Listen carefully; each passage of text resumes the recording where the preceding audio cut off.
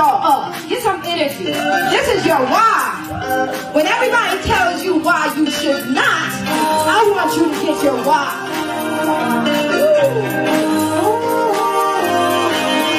Am I wrong? Thinking of the box from where I stay. Am I wrong? Saying that I choose another way. I ain't trying to do what everybody else does. Just cause everybody doing what they all do. If one thing I know, I'm far when I grow. I'm walking down this road, this road that I go home. So am I wrong?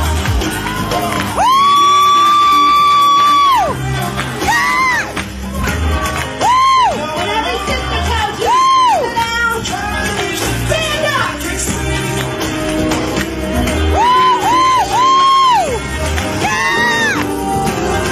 That's just how I feel. That's just how I feel. Trying to make this thing make sense. Who is in your boardroom? If you can't be real with the sisters that you're hanging out with, then they're not your sisters. Stop the phoniness. Stop that fake crap.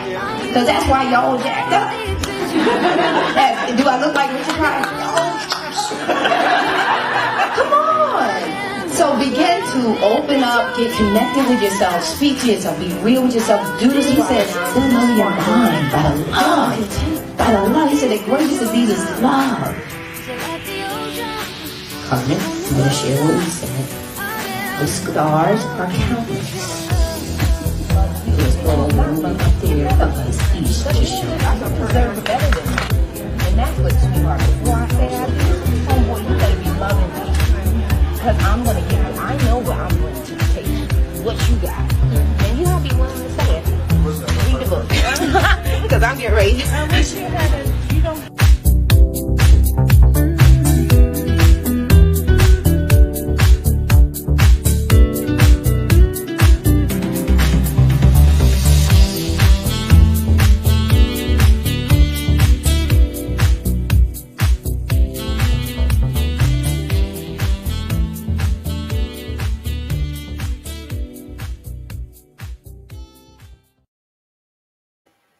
Ladies and gentlemen, welcome to Take Center Stage 2021. Come, let me take you on a journey, a day in a life that is focused and full of fulfillment. And we're just going to take you on a journey today. We're going to start you on how you should start your day off to get yourself centered, what's required of you, and what you're going to have to face, and what you need to be committed to and consistent with in order for you to what? Level up. You want to take it to the next level in your career or your business, no matter what it is that you want to do in life. All the things that we're going to take you through today is going to be required of you. But don't worry, you can do it. You just need clarity. You need to know what needs to be achieved. And then once you really understand what the payoff is, what's in it for you, I believe that you'll commit to it and you'll see it and you'll begin to live that peaceful and loving and enjoyable life. These are all the things that are not said in major conferences. They focus on one area. Today, we're going to focus on it all because you need to hear it all. And so without further ado, I want to bring up my first speaker. And her name is Elaine Scales, Kibu Coaching, Consulting and Coaching. And Elaine is going to take us on a journey and really dig into why it's important for us to set the day off right through meditation. And so without further ado, taking center stage and owning it with me is Elaine Scales. Hey, beautiful. You got to take yourself off mute. There we go. Good morning. How are you? Good morning. I am very good. This is my darling friend. I always say she is the spa treatment for the professionals. What a breath of fresh air. And you know, I love and miss you so very much. So Elaine, take us on a journey in regards to meditation and why it's critical for you to start your day off right in finding that center. Absolutely. Thank you so much for this opportunity, because I always welcome the opportunity to speak to people about the importance of mindfulness and meditation. First, I'd like to start off with saying that there is scientific research that shows us the uh, insurmountable benefits of having a mindfulness and meditation practice. It's very simple to implement. You don't need to sit for hours on end, but it really has a positive impact on our brain, Marisa. And there's been so much research done that shows that we have the ability to create new neurons within our brains that will affect us on a mental, emotional, and physical level. And so it's just such a tremendous benefit to have that. The other thing, on a more simple basis, is that it sets the tone for the day, the moment. It helps us to focus on what's important. It removes us from rehashing the past, right? And it allows us to stay very present, because so many times we miss those present moments, those wonderful moments that can really provide us with a great level of enlightenment. So there are many mindfulness and meditation practices. And as I thought about what we should focus on today, I really wanted to shift away or shift towards something that is really missing in our society today. It's not only missing in our society in the way we treat people, but it is also missing in our own internal personal life. And that is a practice of loving kindness. As women, and I'm not only focusing on women, but mainly women who are CEOs of it, whether it's a large business, whether it's your home, regardless of what it is, right? We tend to forget that it is vitally important to show loving kindness to ourselves. And that's the thing that's very much missing. There's been a lot of articles that's come across my email recently about adult bullying, and I do believe that you mentioned this earlier. One of the reasons why there is so much bullying is because there's this missing internal loving kindness that we extend to ourselves. And when that's missing, it's very difficult to give that to other people. And so that's really one of the things that made me decide to have or share a meditation with your viewers today on loving kindness. It'll help us to understand that while there's value in being competitive, we are much more connected than we realize. And we have to understand that that interconnectedness, right, is far more important than the competitiveness. We can learn from each other. We can support each other. And from that shifts our energy. It shifts the way we look at things. It shifts our focus, and it opens us to seeing what is really in front of us and what's possible. Most of the time, we worry about things that never come to fruition, right? We spend an enormous amount of time worrying about something that isn't, right? And so it all starts from a place of love. We can disagree, but if we disagree from a place of love, that disagreement will enhance us. It won't break us down. And so that is one of the underlying issues with adult bullying.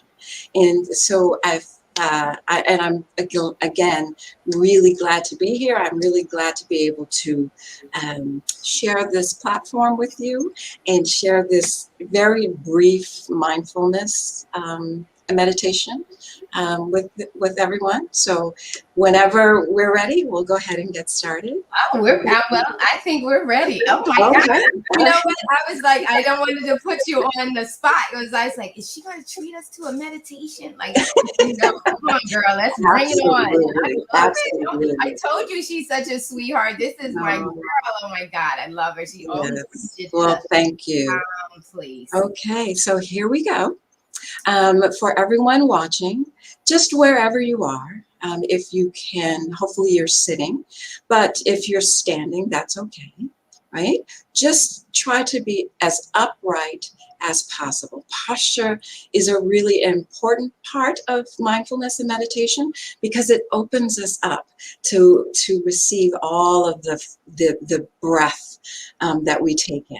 So for right now, just take a moment.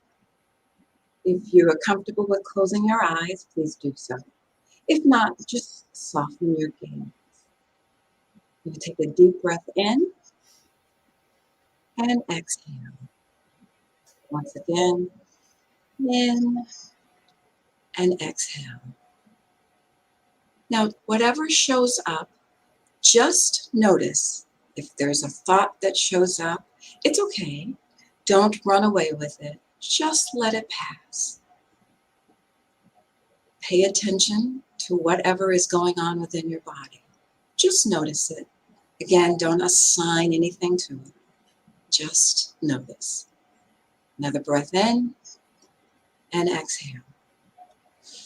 In and exhale. Now, as you begin to quiet your mind,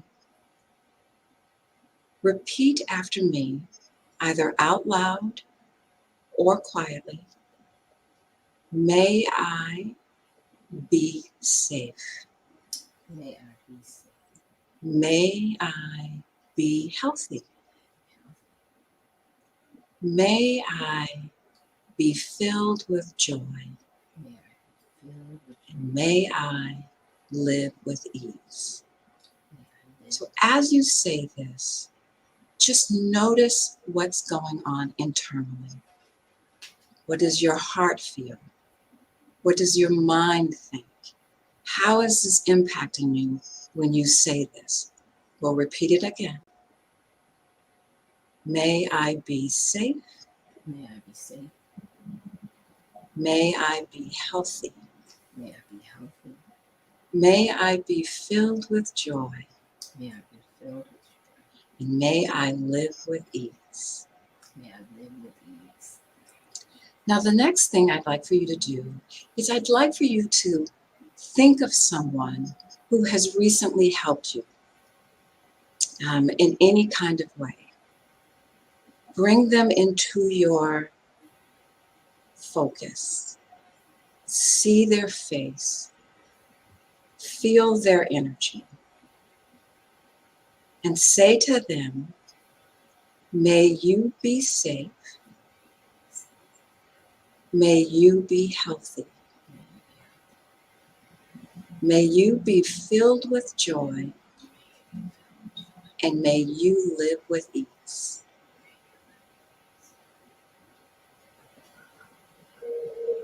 And repeat that one more time to this person.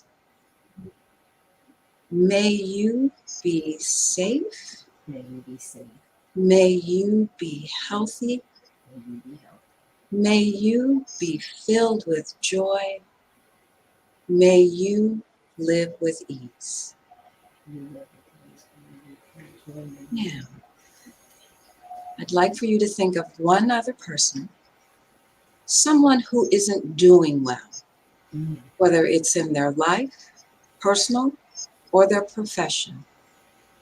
Think of this person. Bring them into your existence. See their face. See their tears. And once you have that person in your presence, say to them, may you be safe. May you be healthy. May you be filled with joy. May you live with ease. Now just take a moment to look at every person that you just spoke to. Notice how you feel. Notice what you think. Notice any sensations in your body. That loving kindness that you so freely gave in this practice, may you freely give it to everyone that you meet. So now, take a deep breath in and exhale. Breathe in and exhale. Once again, take a deep breath in and exhale slowly. Now return to your normal pattern of breathing. And when you're ready, you may open your eyes.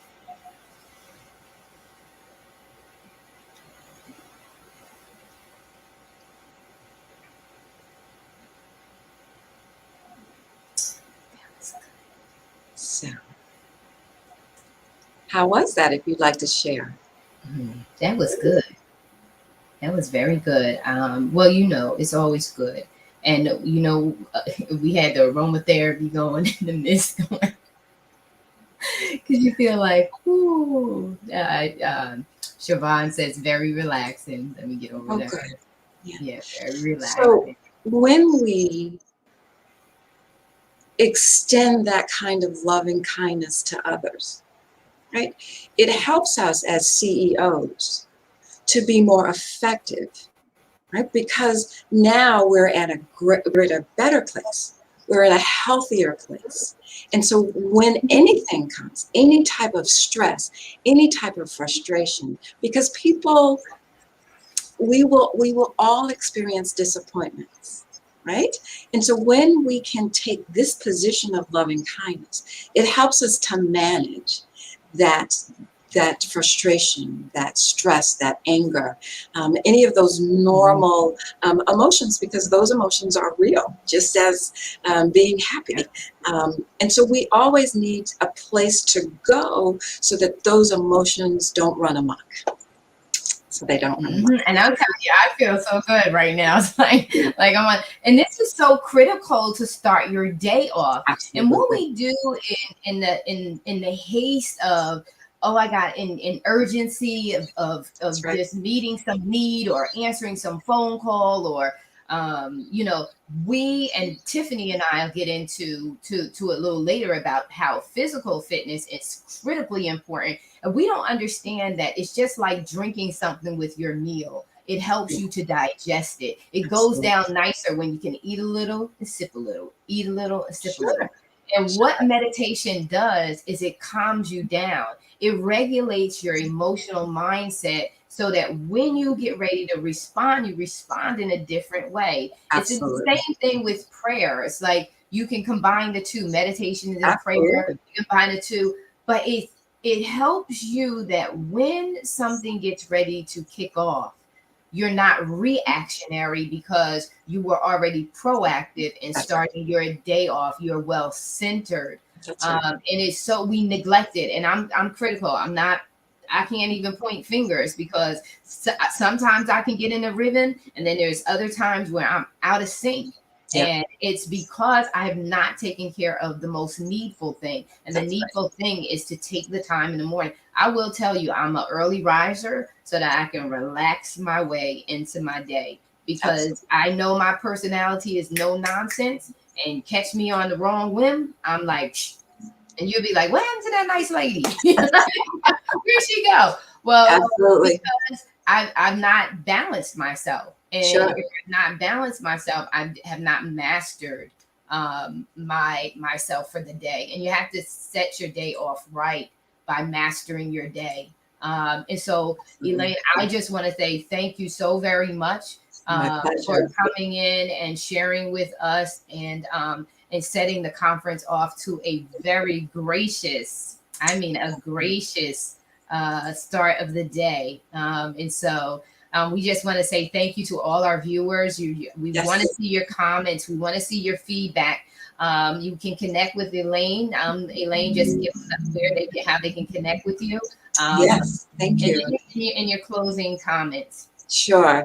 So I took a hiatus from social media, and I do hope that to return next year. But taking a break from social media was important for me to disconnect. But for right now, everyone can you can email me and my email address is Elaine at transformwithelaine.com. My number, you may also feel free to call me or text me, and that number is 410-656-4950. And I'd like to leave everyone with just a thought.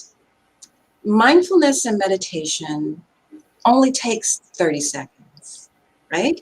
Right before you're entering into a meeting, right before you're beginning a phone call, right before you're sending an email, just breathe. Just take a deep breath and let it out slowly.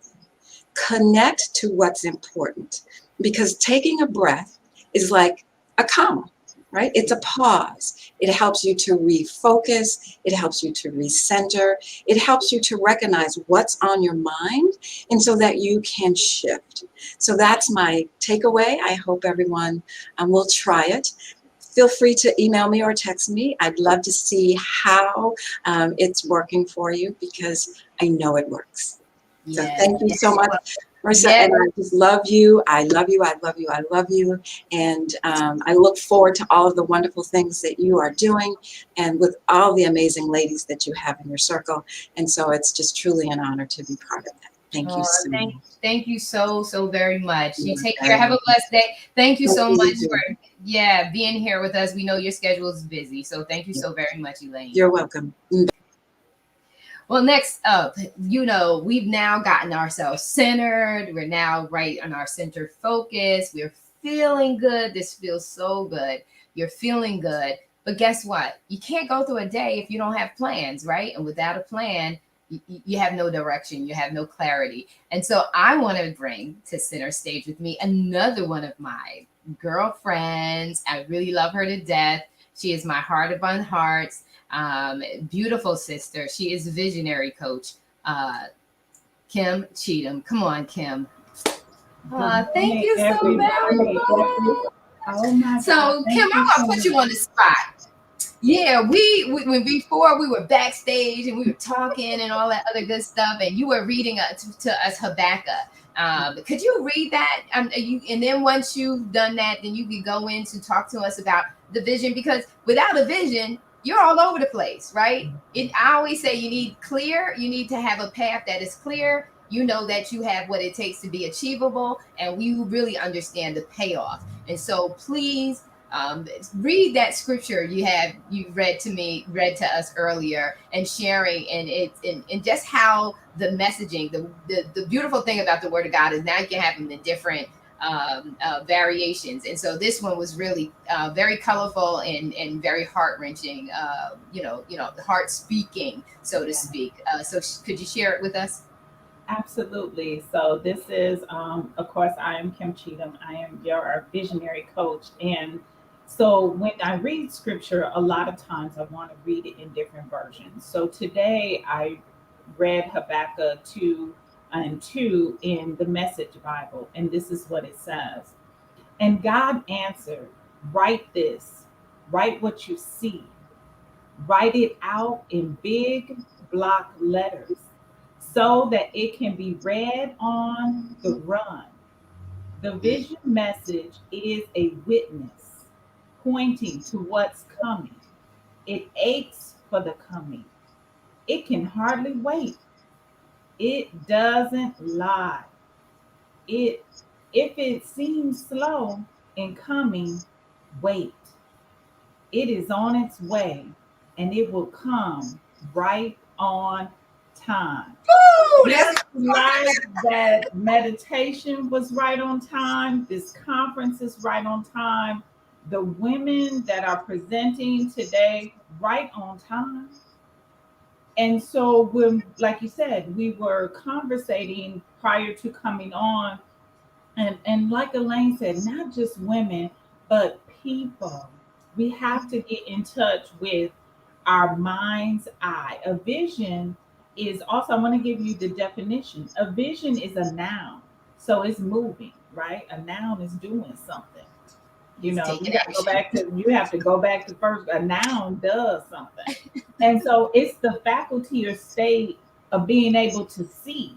So even though during meditation we had our eyes closed, when she said bring forward somebody to your girl, I about jumped out my seat, because you can bring that in your mind's eye and see that person. So see your vision. Um, it's the ability to think, to plan, to imagine with wisdom, a mode of conceiving. Okay.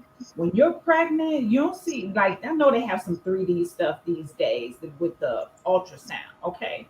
But you don't see that child when it's a seed, and it's a certain amount of time before they can even tell you the gender of the thing. Okay. Yes. I'm trying not to Yes. preach, but I may have to, because you have to wait.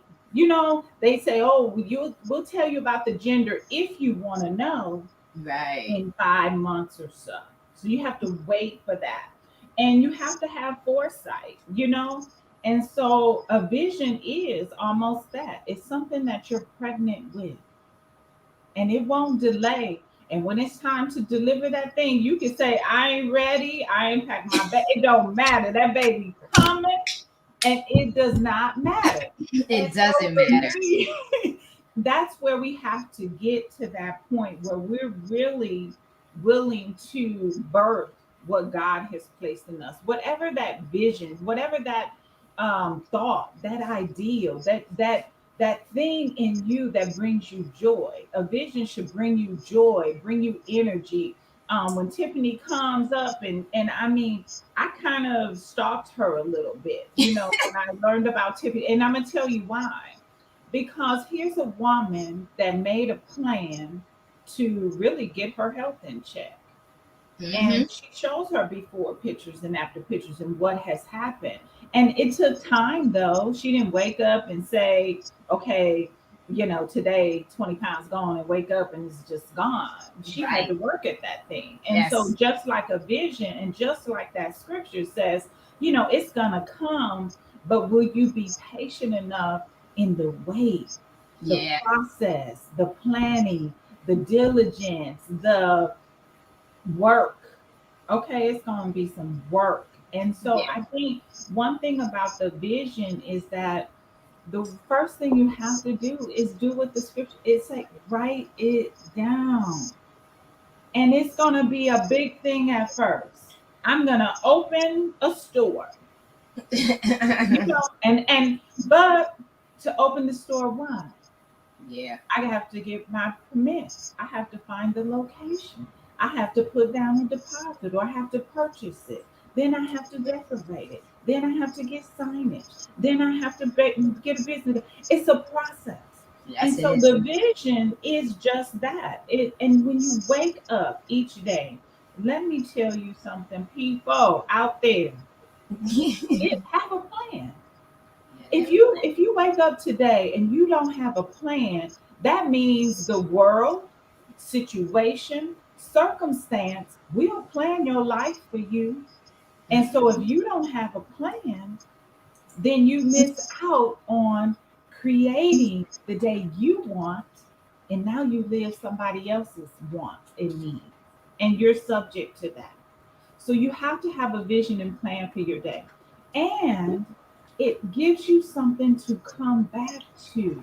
You set goals, you make a plan. And if I don't reach whatever 3 things I said I would do today, I can then pick up tomorrow where I left off. If I get sidetracked and life happens to me, I still have something to come back to. It's a Mhm. centering point. Yep. And so I think one of the things that you really have to decide, and please get out of your mind that it's January 1st that I need to make my vision. Today, the Lord says today is the day of salvation. So today is the day. And yesterday was over last night. Can't do nothing about it. It happened. It's over. It's gone. Today is the day, though, that I can decide I'm going to make myself a priority. I am going to write my vision and I'm going to begin to make things happen to see that vision to come to, like Elaine said, fruition. I'm going to see it come to pass. Some things will happen right away, but the sum of it will come in a while. But if I Right. don't work that thing, if I don't do something about it, then it's just a thought. It's an ideal. It's not a plan. Yeah. And so you can have short-term goals and long-term goals. And one other thing that you need to have, I'm going to show something here. I show this to you, Marissa. This is Okay. my Yeah. word for the year. You see this? Wow. My word is growth. That's nice and clear. So I defined it. I said what it means to me. I broke it down all the way. So when everything that around me this year is about growth, Mm. development, preparation, putting seed in the ground. We were talking about with the lady, when you plant that apple seed, you don't just get one apple, you get a whole tree. And that Yes. tree then gives you something to share with somebody else. It's not just for you. And Yes. so, if you want to leave a legacy, you have to have a vision. You have to have something that centers you, that grounds you, that builds you, and that you can leave this earth knowing that I accomplished it. Like your banner says, own it, own your vision, own your space, own. And please stop. I don't care if all of us was candle makers. Go to the store. How many types of wheat bread do you see on Yes. You there? better preach it. And so please stop thinking, well, Kim do that, Marisa do that, Elaine do that, Tiffany does that. It does not matter. Matter. We all Your do it differently. tribe is called to you. Your voice, your mission, your goals. Your tribe is called to you. And Mm. so set the vision, make it plain, run with it. When you're doing what you're supposed to do, it brings joy to you and a peace to you, and then you can touch others. And so I think get honest with yourself, know where you want to be and where you are. Write it down, make it plain. Dream bigger than you've ever dreamed before. Use powerful words, powerful statements. Get focused and don't beat yourself up when you if you lose traction, if you get off. Just recalibrate, reset, and move on from today. Mhm. Yesterday was over last night, and this is the thing you have to do: speak your vision, talk about your vision, do the work for your vision, and it will come to pass in its time, in its season, in the right time. It won't tarry, it's not going to wait. That baby will be birthed. If you need help, please reach out to me at write the vision with Kim at gmail.com, and I will definitely help you get focused, help you with a plan. Do your personal SWOT analysis. What are your strengths? What are your weaknesses? What's threatening that? What is the opposition? So that we can overcome it, reach our goals, and change this world. You know, you are speaking my language, honey. SWOT Yes. analysis is a major thing. You know, all of what you've said is so very important. Is you have to. There's a commitment level. So your why. I always say your why must make you high. Why? Mhm. Because you're so addicted to fulfilling that why that no matter what comes your way, you're going to overcome those obstacles in order to reach your end. That end needs to be clear. So it has to be, I call it the cap approach. You have to have a clear vision. You have to understand that it is achievable by you. that you will benefit in the end. Just like you said, the seed is much smaller than a harvest, and a harvest is going to come. Just be patient and be willing to go through the process. And that's what this day is really all about, is really to demonstrate the truth of the process. You've gotten your mind right, you've gotten yourself centered for the day. Now you have to carry out the vision. So the vision has to be clear. And so as we segue into our next speaker, who talks about what's required, you have really just set us up into going right into that. There are going to be things that you need to do in order for you to fulfill the vision. And so, Kim, give us some of your closing remarks and how people can work with you, follow you, connect with you. So at this time, please email me at writethevisionwithkim@gmail.com. We have definitely we have books and we have materials to help you get focused on your vision and plan, and just um, stay focused. I think that don't delay, write the vision today is what I would leave with you, because today is the day that you can catapult and change your entire life by just making a decision to make a change in whatever that is. We are here to support you and help you and write the vision, and definitely look forward to working with Marissa, all the women on the panel, and just even some of the men in the TCS magazine, the Own It magazine. We have to really stop. And one of the things that Elaine said is show ourselves some love and kindness. And today is the day to get busy on your vision, your ideal, your plan, and to get it done. So thank you so much for having me. Thank you, my beautiful sister. Thank you so much, Kim. Truly appreciate you and love you. Next up, now you're focused on your vision. Now you're starting to put together the pieces that are going to give you the desires and create the legacy that you really want to leave on the earth in your absence. You want to leave that mark that cannot be erased. Well, there's going to be some requirements. So you're going to find out along the way as you design this vision. Now you're putting it together and you're working it out.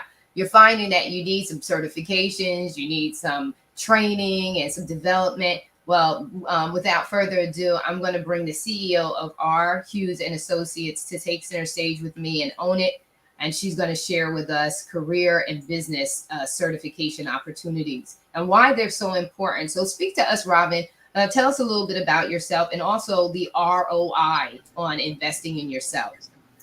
Well, good morning, everyone. Thank you for this opportunity as always. You know, I always tell you this journey we've been through is awesome and continues to be awesome. All the people we're able to touch it's really amazing.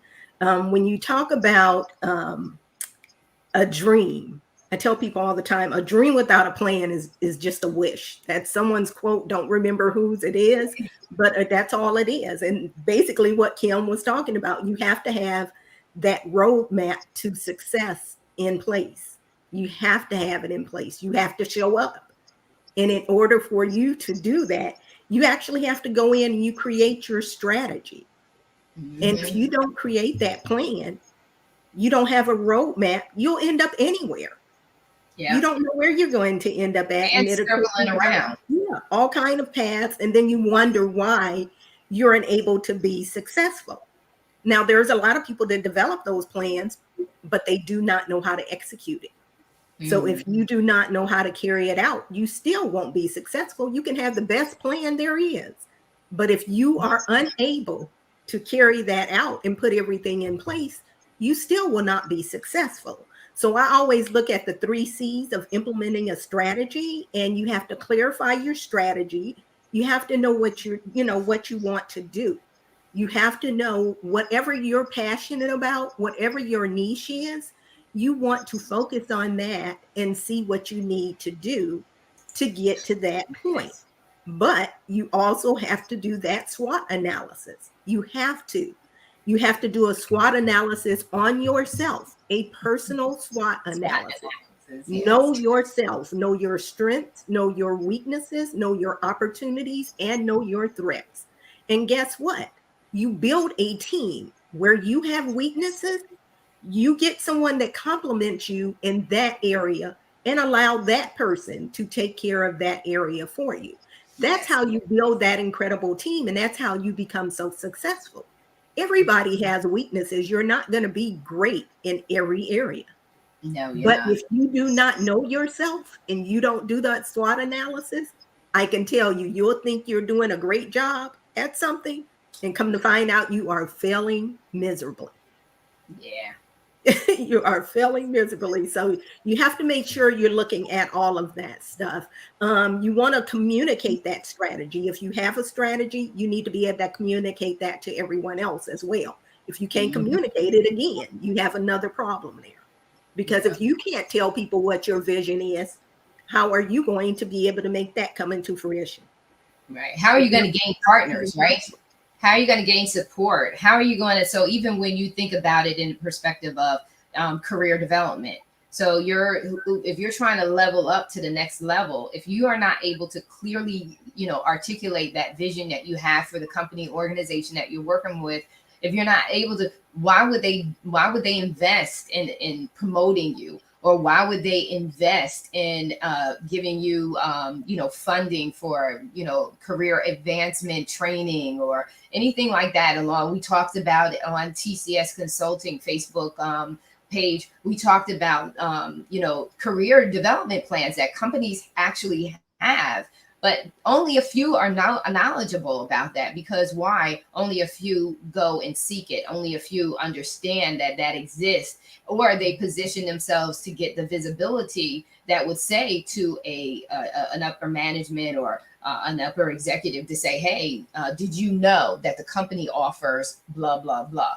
If you don't set yourself up in communications in these during these, I call them divine moments, where you have the Mhm. opportunity to have the attention of someone who could actually, who's the mover and shaker, who can open doors for you. If you are not clear on your mission, whether it be for your career or your business, and specifically your career, you have to be intentional. I remember several years back, someone sharing with me about a career path.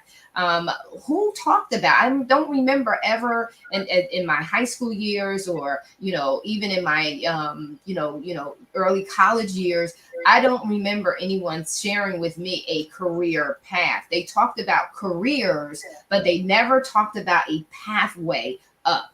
And to make sure that all your training, everything that you're exposed to, is in alignment strategically with that career path. And so what happens if someone's not having these conversations, or you're not speaking in a way that tells the person who has this information that you're worthy of them giving you those nuggets? Then guess what? You continue to walk around aimlessly.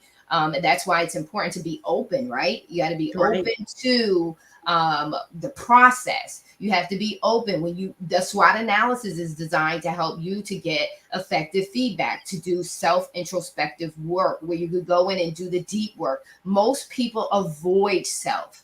That's their biggest downfall. The biggest thing that you could kill as far as your fulfillment, your peace of mind, is to avoid yourself. You want to fall in love with you, not vanity. You want to fall in love with you for healthy reasons, so that you can be open to what is going to be required for you to go to the next level. And so, it's so key. And it's funny because I'm usually the one bringing up the SWOT analysis. So it's good to hear y'all all saying it now, because Well, it's it's critical.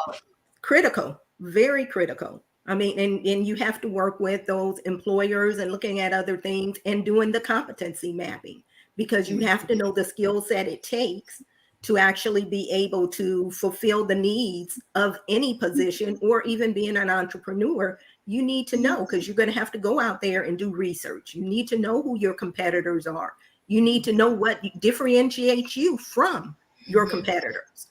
Why should I invest in you? And food for thought always. You have to remember, if you're unwilling to invest in yourself and your business, why would someone else want to invest in you or your business? Always remember that. Always remember that. That's why I said, Earl, you have to show up. You have to Yeah. show up. There's no way of, I can't make that any clearer than what that is, because there's so many people that say they want to do certain things, but then they don't really put their all into it. It doesn't matter if you're working for an employer, if you're working for yourself, always give 100% and then some. It doesn't matter how other people are treating you. I've often had people tell me they treat you so poorly. Why would you? Guess what? Because in the end, all of those skills that I am learning, I take with me. They can never take that away.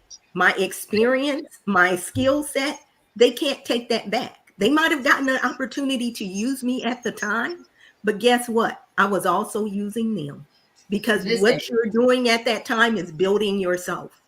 yes, it is. And listen, what's that song? Experience is a good teacher. It takes someone like me to learn, right? You have got to stop looking at the cup half empty. Stop looking at, they're attacking me, and start saying, okay, all right, how can I become better? Like, so if I'm working with someone who's complicated, how do I learn how to navigate? I gotta be here. And let me tell you something. One thing about me is I'm not gonna be in any environment where I'm stressed out.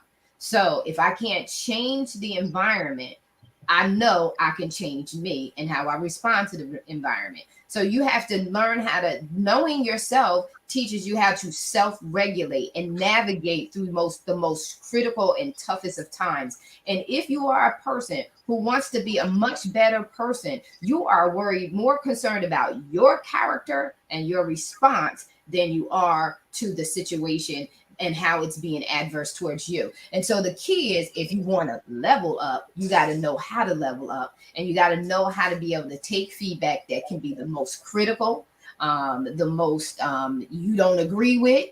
But guess what? If someone saw it, it could be there somewhere. And so don't sit and say that everything that someone says to you is not for you. Sometimes you need to really look at that and say, did they really see that? And I don't want to see it, right? Because these are the things that are required. These are the things that are required. These are the things that are required. To whom much is given, much is required. You have got to level up with yourself.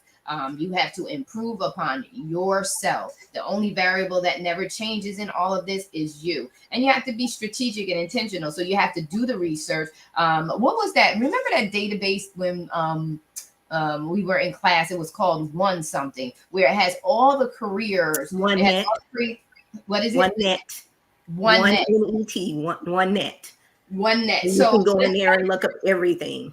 And then you can find out the salaries too that are associated with the job. It tells you the job title and it tells you the associated salary. So you can also do the research to find out what it is that's required. So when you go in to negotiate for your job, you're not going in ignorant. You know what the job is. You know what the going rate in the market is that says that this is the salary, this is the hourly rate, and these are the job responsibilities. So when you look at certain jobs, you should be able to, and companies should be in compliance with this. So you're looking at the job. And even if it's not exact, it gives you a general. You're not going there in the total dark. It gives you a general idea. So that's career advancement. It'll tell you what degrees are required, what certifications are required in order for you to be a qualifying candidate. And so you want to be able to do that research to find that out, so you know how to negotiate. Because if you don't know the salary, they're not going to tell you, not necessarily. Nope. They're not going to discuss it unless you know and you start telling them. Then they'll be like, okay, now we got to offer you what's really here. But they're not giving you the top dollar. No, they're going to take that. They're going to take that win, because they end up saving a lot of money. Oh, I was able to get this person with all these skills for that all because they didn't do their research. And you have to make sure you're doing it from a different demographic standpoint too, because what I would get paid for something in Texas will not be the same for something in Tennessee or Mississippi, because the salary is a lot. There's a major difference there. Talking about career requirements, make sure when you're doing your research, just about every one of us, majority of people can do the project management certification, because a lot of times we are managing projects. And those are kind of the certifications and things that people look for to see if you are a subject matter expert in your field.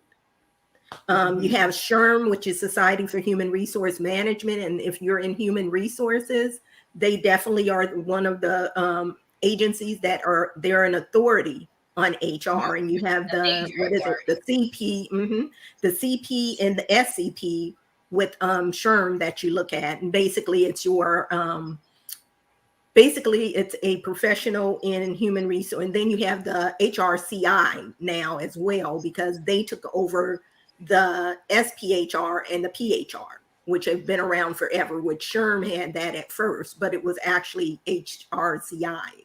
So both of them have different certifications for HR. You have coaching certifications you can get as well.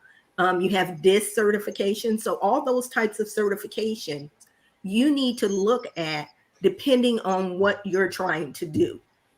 Now, don't get me wrong. I'm big on education and your different, it's just like Marisa and I both are working on our PhDs and in industrial and organizational psychology, and it spills over into HR, of course.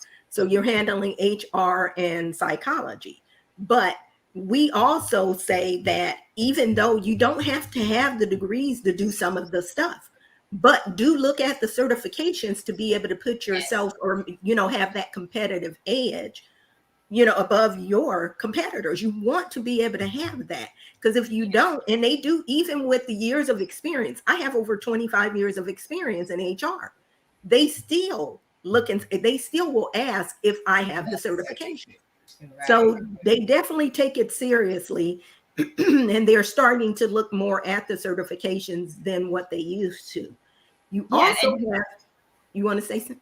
Yeah. So in your companies, remember that if you know how to ask, see, this is why attitude is so important. Combined with knowledge, you also have to have the right attitude, right? So you got knowledge, and you have to have right attitude. You gotta ask. So sometimes these organizations your company will pay for some of your certifications. And again, it goes back to, and then we got to wrap it up, Robin, because we can go forever. I'm going to let you have closing thoughts after this. Companies, see what you do all day long, all week long, all month long, and all year long, your managers are watching. So when you get ready to go and ask and want favor, you're like Esther going before the king. You want favor. You want to have showed up favorably through the year. So attitude, mood swings, drama.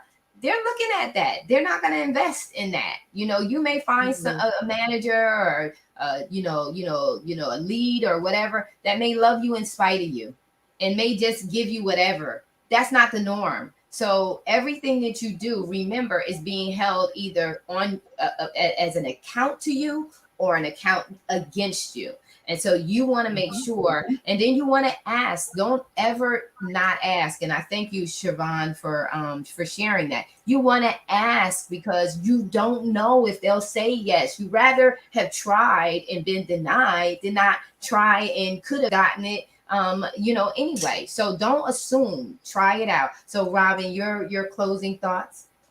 Also on the business certifications, make sure that you look at your MBE, WBE, DBE, and we can talk more about that at another time. Contact me about that because you are leaving money on the table as a small business owner.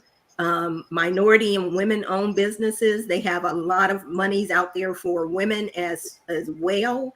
And I've been doing that for many, many years. And believe me, like I said, if anybody would have asked me if I would have been doing something in construction, I've worked in construction 20 years. And it's crazy, but there is a lot of money to be made. You get in front of that exclusive access to top procurement buyers that can purchase your goods and services. And it's not only that you're purchasing, on construction projects, you might be able to take that kind of stuff in their corporate offices as well. So don't forget those, it's part of your networking. So when you go in on those platforms, everybody still needs different services. And even if they don't need it at that organization, another organization might need it in someone they know or either someone personally. So make sure, you show up. show up and show out. You Yeah. know, you have to make sure you're there. Hold yourself accountable. Get you an accountability partner. Bounce stuff off of people. I mean, me and Marissa, we up sometimes 5 o'clock in the morning on the phone. Okay, what do we? Yeah, and then we're going to make it happen. We're going to make it happen. And people, I tell people all the time, you know, they told us it couldn't be that. You know, they said, no, it couldn't be done. So we showed them how it's done, Yes. Yes. plain and Yes. simple. So, like I said, the main thing I can tell you is just, you know, keep in mind you need to have that your roadmap. Have your roadmap for success. Know how to implement that. Do your research. And then, like I said, make it happen. Show up, show out. Show them how Yes. it's done. Show them how it's done. There you go, Robin. Show them how it's done. And so this is what we mean by what is required. So thank you so very much, Robin. Really appreciate your time. You're Wait, welcome, before I and let thank you you. go, Nicole says, "You go, Robin. You're fired." So thank Thank you you, so very Nicole. much. Hmm. And so you know, once you get once you know what's required and you're pretty much on your way. Let me get you out of here. And you're pretty much on your way. There are some steps you're gonna find. You got your vision in place. You got your mindset. I'm still feeling that meditation. It feels so good. You got your mindset right? Your balance. You know, nothing can mess your mood up. You got that blockage. You're hedged in, and all that other good stuff. You got your vision. You're carrying it out. Now you know what's required.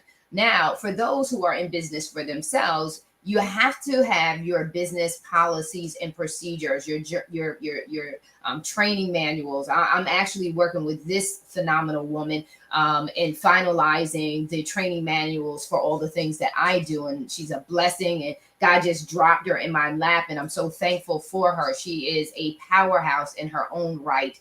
But she's here to talk to you about what's in the bag, all the things that you need in order to make sure that your business is successful, sustainable, that it is able to handle growth, which is where I'm at and why I need her so badly. We are at a supernatural level of growth with Own It, and it's overwhelming. And you must recognize that in your business. And the reason I share my transparency with you is so that you understand this prior to getting here. You want to be a proactive, not reactive boss, right? And so, without further ado, taking center stage with me is Yolanda Churchwell, and she's going to speak to us on what's in the bag. So, Yolanda, talk to us about what you do and how folks can work with you, entrepreneurs, business professionals, how they can work with you and all that you do. You beautiful girl. You don't even have to bother that. You look stunning. Good morning. My name is Yolanda Churchwell, and I help women entrepreneurs take the hassle out of their hustle so they can make more money and have more free time. I come in typically at a point where you've been in business about 12 to 18 months. You know what you're doing, but you're starting to feel this tug of war between what you want to do, the talent that you have, and the behind the scenes business of doing business, as I like to call it. You find yourself being frustrated and overwhelmed.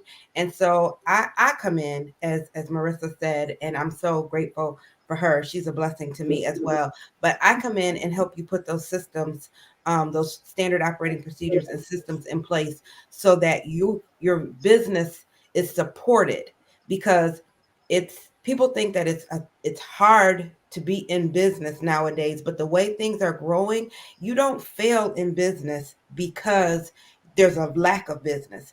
You fail because there's so many opportunities and your business cannot support the growth that you are going through. That happened to me myself, and that's how I know. So you have to put this foundation in place, and that's what I come in and I help you to do. And I want to say, going back to where we started at this morning, where she was speaking about a vision, Proverbs 29:18 says that where there is no vision, the people will perish.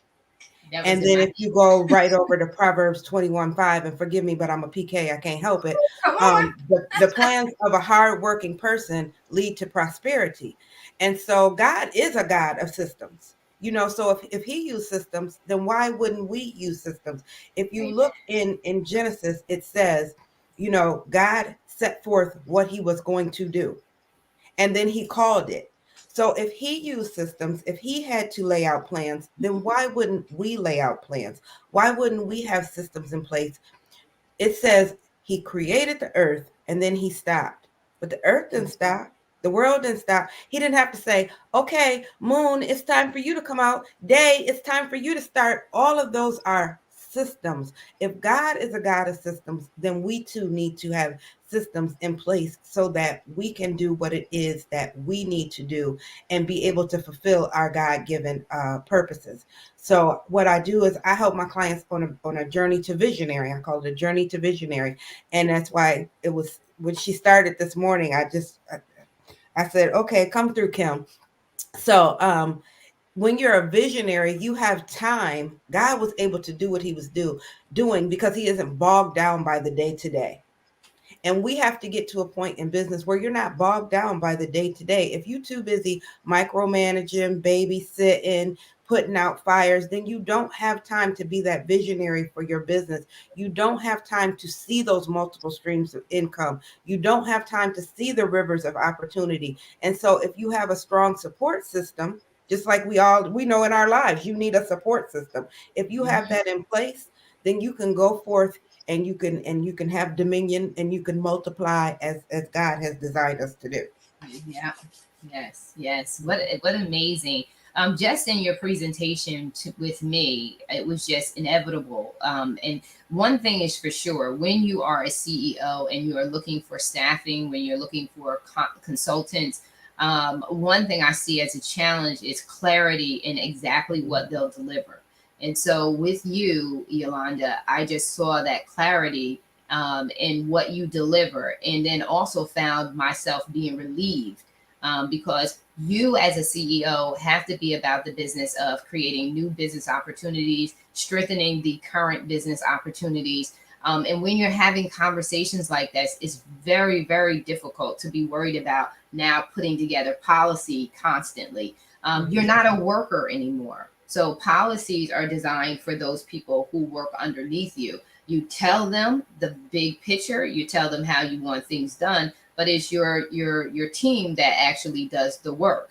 And so when you shift over from just being an entrepreneur, just what we call the hustle, and you actually are shifting into actually operating as a CEO, as the boss, so to speak, you need to have the big conversations that are going to continue to bring in revenue, that's going to sustain and help the growth of the business. So you are a critical component. So when we talk about ROIs, return on your investment, you're an investment that is priceless. Anyone who would not consider, any entrepreneur who would not consider working with you really needs to understand that they're missing out on something that's going to be life changing for their business structure. And Yeah, so, because I tell people all the time, coming up as African Americans, we knew everybody had a hustle, whether that was what they did or whether they did it on the side.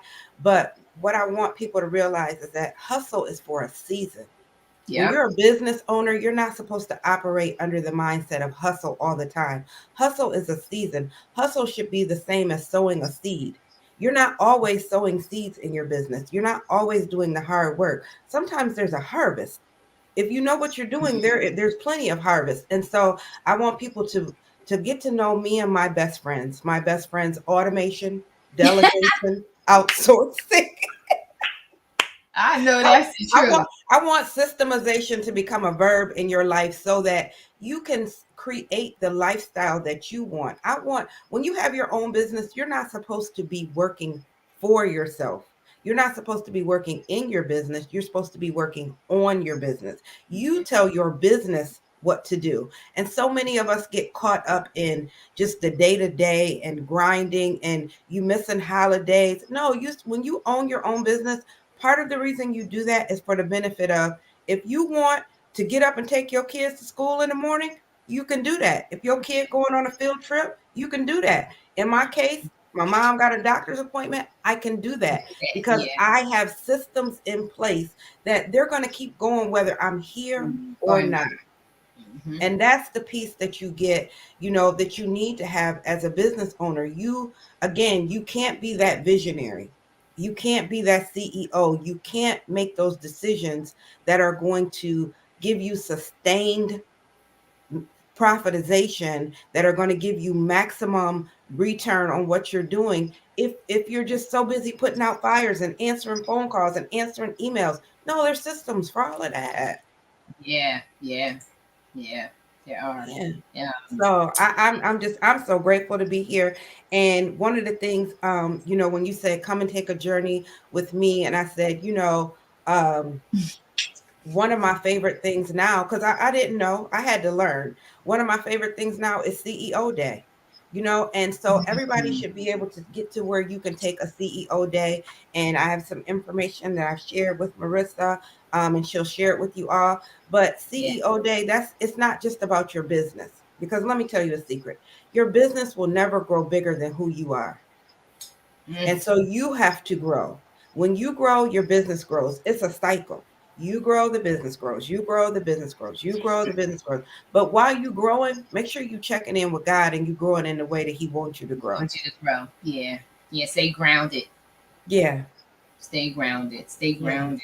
And so we're going to say thank you so very much. Let everyone know, Yolanda, how they can connect with you, your social media links, and everyone feel free. All the speakers feel free to drop your information directly in the public comment section so folks can get in touch with you. Mhm. Okay. So you can get in. I'm on LinkedIn, Instagram, and Facebook. But the easiest way to find me is to go to Linktree / the Business Assistance Group.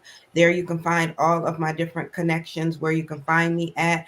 And my wife's website is www.getthebusinessassistancegroup.com. My clients get the bag to help them secure their bag. Thank you. It's been Oh, wonderful awesome, today.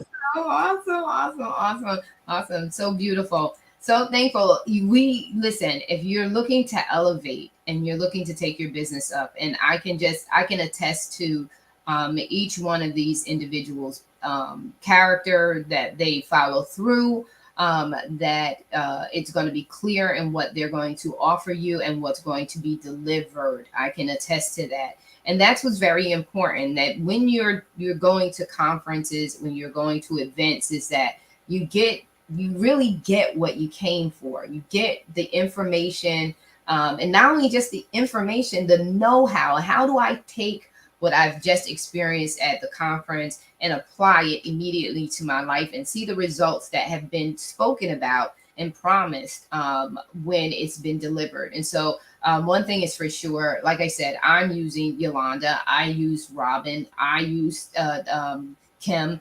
We've all interchanged on each one another's platforms. I've gone to Wisconsin and spoken, and delivered Who's in Your Boardroom, for Kim and her tribe. And so it's so important, because when you're a business owner and you're investing your money in these services, you don't have the luxury to wake up and not have what they offered you. It's important that when you work with someone and you pay them, that you get those results. And what I can say to you is that is the case here. And so the next person we have up, now you have your I'm still, like I'm telling you, I'm gonna feel this meditation all day, and it feels so good. You have your mind and body and your spirit right. You have your vision right. Yeah, you know what it takes to, you know what's required of you. And now you're putting your policies and your processes in order. You got all of that in order. And you got a solid bona fide business. And you got a solid bona fide career path plan.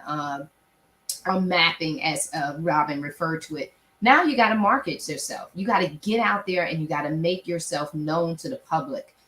You can do that on your own, but I advise that you don't. When you get to a certain level, you're going to need a marketing team.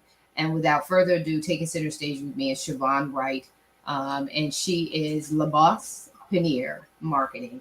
Welcome to Taking Center Stage and Owning It with me, Siobhan. It is such a blessing. What a beautiful woman you are.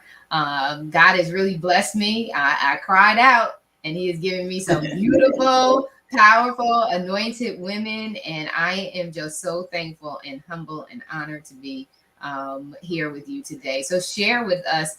Marketing is critical, and most people don't realize the importance of it, and also the impact. So I want you to share with us today what you do, how people can work with you. But I also want to kind of tap into saying to kind of sharing some light on some folks that think that they're getting away with kind of being a little too personal on their social media platforms, but yet trying to be very business. And so it's okay to show people your softer side, but it does do a little damage to your business and credibility when people are looking to hire you and take you seriously professionally. So without further ado, Siobhan, just share a little bit about what you do and how you work with your clients.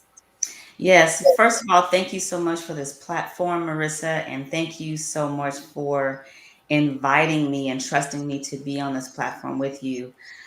Yes, so what I do is I help women, business owners, men, business owners, and entrepreneurs understand the impact of social media marketing and how you can level up your business and attract your ideal client using social media.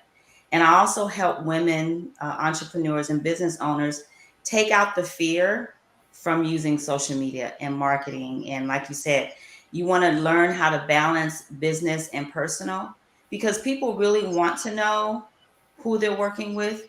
They want to know that you're human. They want to know that, they want to know the person that's behind the marketing, right? The business. Mm-hmm. And so sometimes you have to learn that it's okay to share a little bit of your personal life and to share the business. You have to learn how to balance that out. And I also want to talk a little bit about being fearful of social media because I find that a lot of people say, oh, I don't like Facebook, or I don't like being on social media. I don't like taking pictures. But the time that we're in right now, you really have to get outside of that. You have to get past that. I love the talk about the vision, the meditation, what's required, the policies. All you can tie all of that into your social media. So first of all, you have to, because you want to bring awareness to your business. And what better place to bring awareness to your business but to a place that's free, right? Mm-hmm. Who doesn't like free? Social, Facebook, Twitter, LinkedIn, TikTok, all those platforms are free initially until, of course, you start using ads. But why not use those platforms when there are billions of people on those platforms? So it's a way to get to your customer. You want to, and when you're on social media, you also want to have a call to action. What do you want your customer to do? Do you want them to reach out to you? Do you want them to, respond to maybe a poll?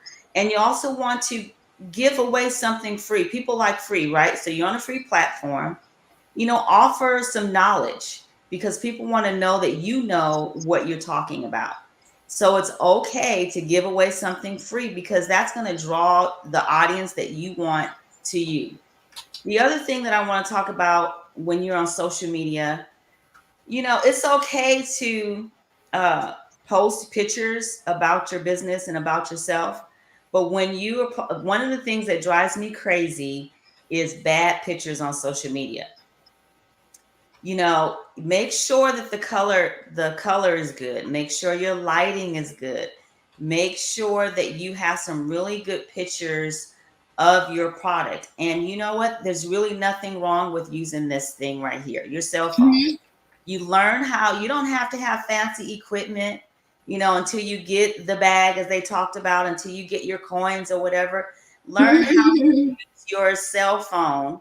There's so many apps on here. There's so many different things that you can learn how to use. The other thing that I want to talk about that was really frustrating for me when I started out in this platform is, and this is why I do what I do, and this is why I love what I do, is because you get on social media and you see everybody on social media offering all sorts of programs, right? Mm-hmm. Pay the $49 or you pay the $2,000 and or anything in between, and you still walk away going, what did I learn? What do I need to do? And I'm still confused. Yep. My program, I like to take you from A to Z and everything in between, because I know what I do. I know how to do what I do. But when I'm teaching someone, not everybody has the mindset, the skill set, and the knowledge base to even navigate through Facebook. You will be surprised how many people don't know how to use Facebook. And you would Mhm. think Facebook has been around forever, Instagram has been around, and you think it's so easy, but it comes very it's hard for people to know how to use those platforms for their business. So, what I like to do is teach you how to post, when to post, Right. create content, how to put it out there, how to attract your ideal client using social media. And the other thing that people are really afraid about social media is their information getting out there.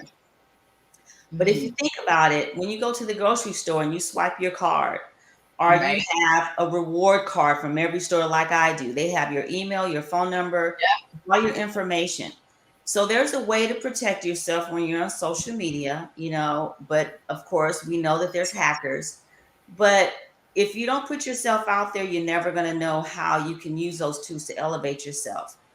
And I want to put a plug out there for social media, because I would have never met you, Marissa, had I not been on social media, had I not networked and connected. We would have never connected to one another. So that's another way that you can use social media to market your business. Connect to people. I have thousands of people that I'm connected with. Are they all my friends? No. There's a reason and a season for every person that I'm connected to on social media. You and Yeah. I didn't know each other, but we connected, and now here we are, right? Voila. So and then the other thing that you want to do when you come to social media, have a positive attitude, post positive things. People want to be motivated, Yeah. educated, and entertained, right? Yeah. And then that's how you attract them to your business. So you attract the people that needs to be in your circle, because I believe that I was attracted to you because of my mindset, my motivation, and my heart. So you attract the Yes. people of what you have inside, right? And then you're using social media and marketing to take your business to the next level, and you're going to attract your ideal client. So what I put out there attracted you to me, right? And Yes. then that's going to take me to the next level, because I'm connecting to all the ladies that's in this group. So it's Yes. not just about your business. It's all about connecting, because when you connect through social media and your marketing, that allows you to go to the next level, because had I not met you, I would not be a contributing writer to Yes. Oh, magazine. So you have to, yay. So yes. putting yourself out there. So anybody that's listening today, I want to encourage you not to be afraid to toot your own horn, to provide your education that you've learned, because God wouldn't have given you the skill set, the mindset, the knowledge base to just sit on it, Yeah. right? And He would not have given you your business to sit on the business and not promote your business. So use the social media platforms. They're here for you to use. I'm here to support you and help you learn how to use those things.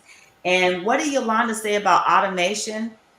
Oh my God, I should have written it down, but the automation is our best friend. And yeah, she said automation. What is it? Because somebody wrote it back. She said automation and something else. Delegation are my best friends. Yes, yes, that, oh my goodness. So Yolanda, you and I need to connect for sure. But Yes.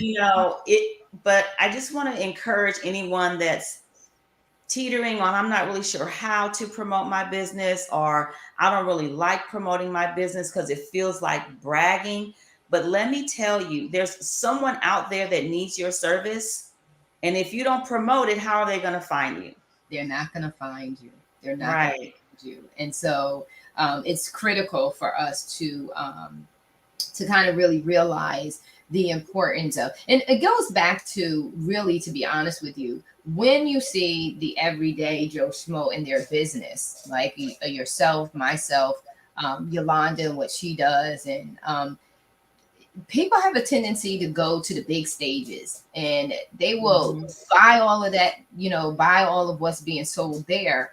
But there's so many holes in what's being sold there that in order for you to get the real nuggets, the real thing that you need to apply, you have to spend a lot of money. And I'm not bashing any of that. Go, by all means, go for the gusto. But when I say to you, it needs to be practical, applicable, and you need to see results, you need to start here, because you're not really ready to go to the big stages until you have your policies and procedures in place, till you have your marketing pretty much right and tight, till you have a clear vision. You're not really ready to level up to that degree. There's an in-between stage. You can't just leap into it. You have to come down here and you have to do the ground level work and the foundational work. And that's what TCS and Own It is all about. It's about doing the grounded foundational work so that when you level up, you're sustainable and that you can actually expand and grow and really fit the mark when you go there. There's so many people who are disappointed because they're coming back and they're broke, busted, and disgusted, and they don't have any results. And so we want to make sure that you get results. And all of it's minimal. We're not even asking you for you to go into your retirement plan.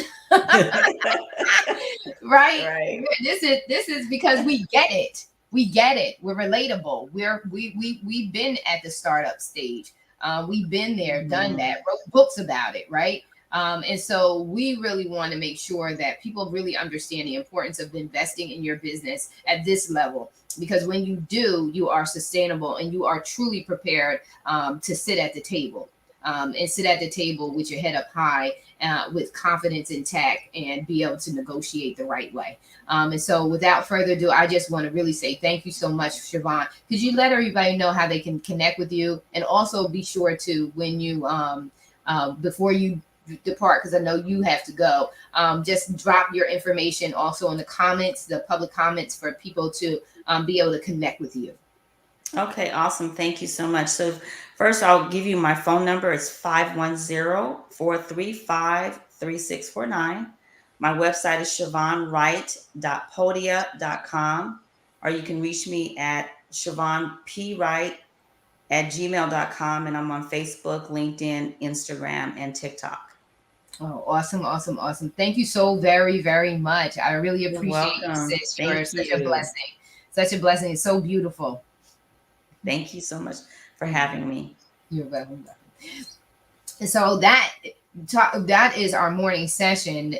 We are going to have a full panel discussion. I'm going to bring all the ladies that can remain with us for the panel discussion to just have an overall conversation about the start of the day. How you're starting your day, your vision, your mindset, and what's required. And so you're welcome to come and stay with us. We're going to take a quick break and go for a commercial. I love these commercials. We're going to go through a commercial. We're going to have you listen to one of our sponsors as you transition into whether you're working full time or you are an entrepreneur, you're working for yourself. You need to have insurance coverage. And one thing was for sure, when I became fully started working for myself, I had to really do the investment in making sure that I had all these insurances that usually a company would have for me as an employee. Well, I'm the CEO, so I have to have my own coverage. And this guy really, really helped me to see the best package for me. So here, without further ado. Life is filled with many unexpectancies. If something happened to you today, heart attack, cancer, stroke, or diagnosed with anything terminal, are you prepared for what's next? Only 1 out of 4 to 5 Americans have considered that life is unexpected, uncertain, and has some uncontrollable risk. Are you that 4 to 5 that hasn't taken action yet? Call right now for your free quote. Tomorrow's not promised. The protection of your legacy depends on what choice you make in this moment. Call right now.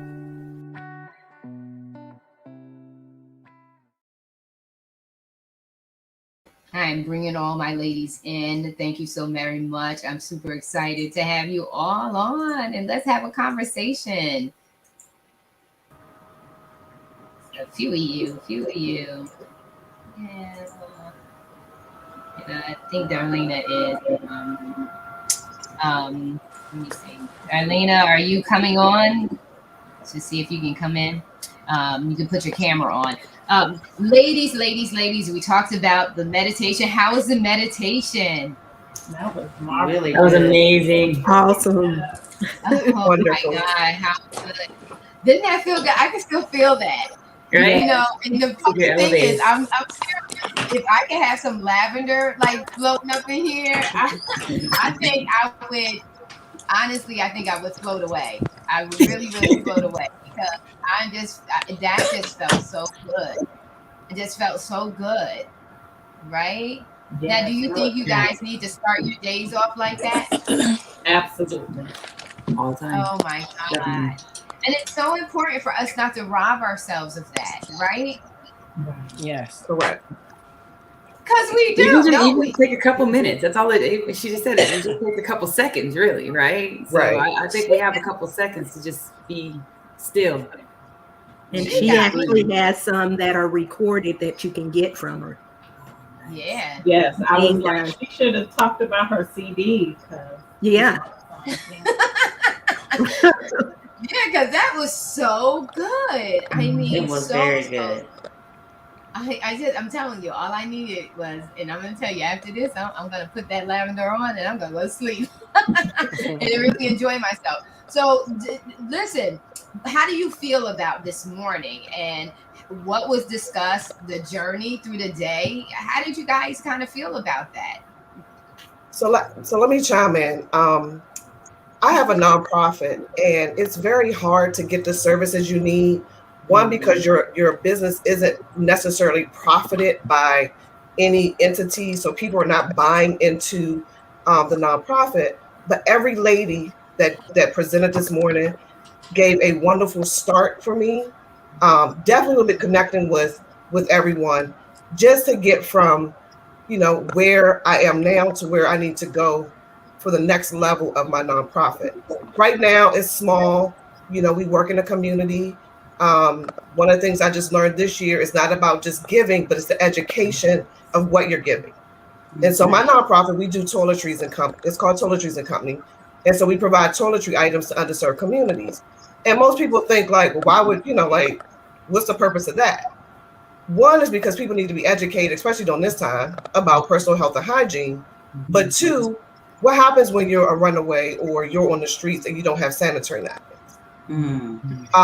And so one of the things that I had to do is just not out of the passion of giving is also the business aspect of what every person on the panel described. So from the social media to getting your bag, to the certifications, to everything, your mindfulness, everything is like impactful, not just for business owners, but also for nonprofits. So I'm excited. I'm excited and ready to connect with people, just to get everything that I need to get in order to be more into the community and giving that necessary, niche to so many people who are in need. Yeah, because what Kim said earlier was, honestly, when you come into the alignment, when you align with your design and you are coming into fulfilling the purpose and call that God pretty much has on your life, your creator, it's not about you anymore. Why? Because you've come into the full knowledge of what is required, what needs to be done. Now it's about everyone that you've been called to serve. That's why we have to put attitudes in check. We have to be more willing to give more than what we receive, and understand that we don't have a right to ask for that, unless it's given to us. We don't have a right, because God is taking care of us now that we've come into the fullness of our connection with him, our alignment with the design in which he created with us. And now we have to give. So now we have to be strong advocates for them. So you're right, Rochelle. We do have to make sure that we are highly effective so that we can be effective for those who are following us. It's not about us anymore. It's about showing up and showing out so that we can show the way to them.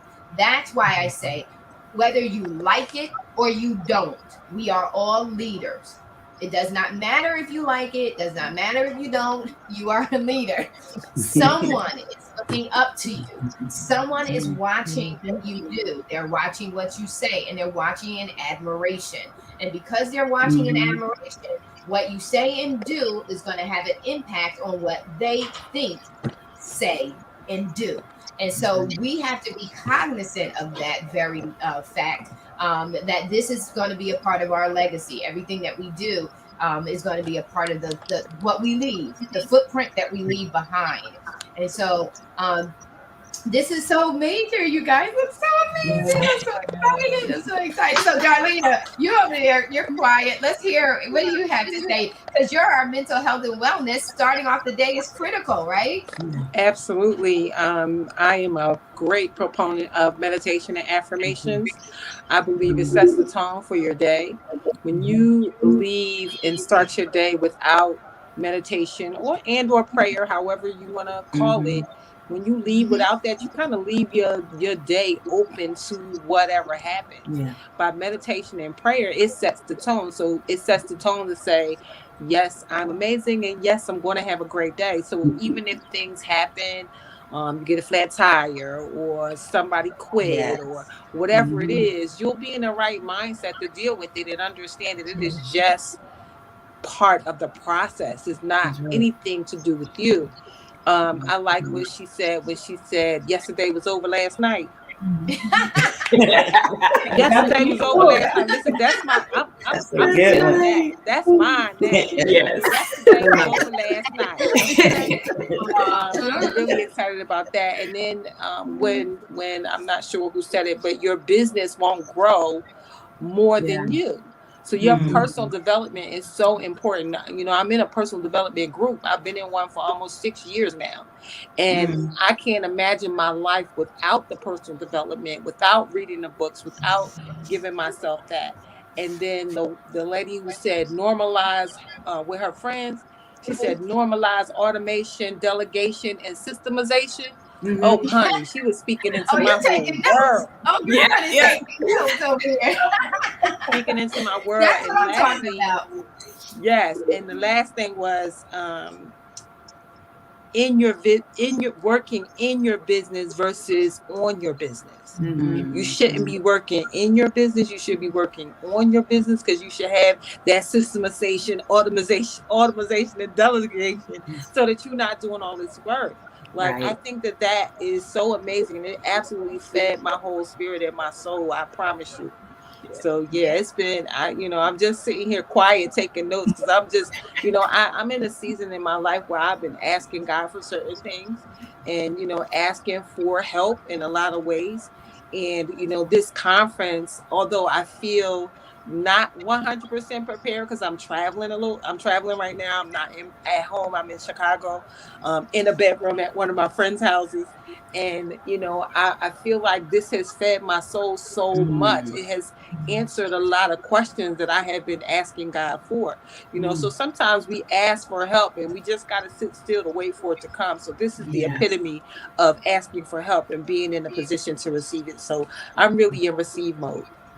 Amen. I have to agree with Darlena, because Kim, you really blessed my soul this morning, because I do help my clients get to visionary, and I love Habakkuk 2 and 2, because you have to write it down, you have to make it plain.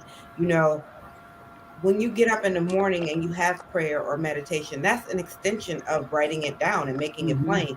That's the time when you checking in with God to make sure that you doing what he wants you to do. That's the time that you getting yourself together, like, this is what we're gonna do today. This is how we gonna do it, and we just gonna keep it moving. And so I think it's very important, all of that plays a role in you having your vision, you having a plan, because again, it's not just for your business, it is for your life, because your business will never outgrow who you are as an individual. And so I love opportunities to get together with women like yourselves, because I learn from you as much as I share with other people. And so then that just helps me to grow and be a better person. And sometimes, it helps to have people around you. And this is very critical, to have people around you who are like-minded. It's okay for me to go and talk to my mom or my sister or my friends about my business, but they don't have businesses. So they're like, okay. And if I'm excited, they excited. And if I'm down, they down. But to be able to talk to somebody and say, you know, today such and such happened, and they say, oh, I know, and they really understand it, or if you're having a problem, they really can help you. That is really key. So I want to add, in addition to everything we've been talking about so far, continue to have the networks that you need that will support you as a person, as well as support you in your business. Because I got me some new besties. I just started working out. Me and Robin gonna be accountability partners. Me and Kim gonna work on helping folks with their visions, and she gonna help them get a vision. I'm gonna help them move the visionary. We gonna do some things. I'm gonna pretend that I'm gonna work with Tiffany, but she get up way too early and works out way too hard for me. Exercise is against my religion. I can accommodate you. Look good. And I left out some people, but don't worry. Everybody gonna get a spot. Everybody getting it. Everybody gonna be. Marissa, I want to add one more thing. I want to encourage you, those of you that are not using social media, or if you are using social media, a lot of times people are concerned about the likes or the comments, but I can guarantee you 100% that people are watching you, right? Oh, yes, they People are. watching you, and they might not comment, but they are watching. So keep showing up, because the world needs you. We need you.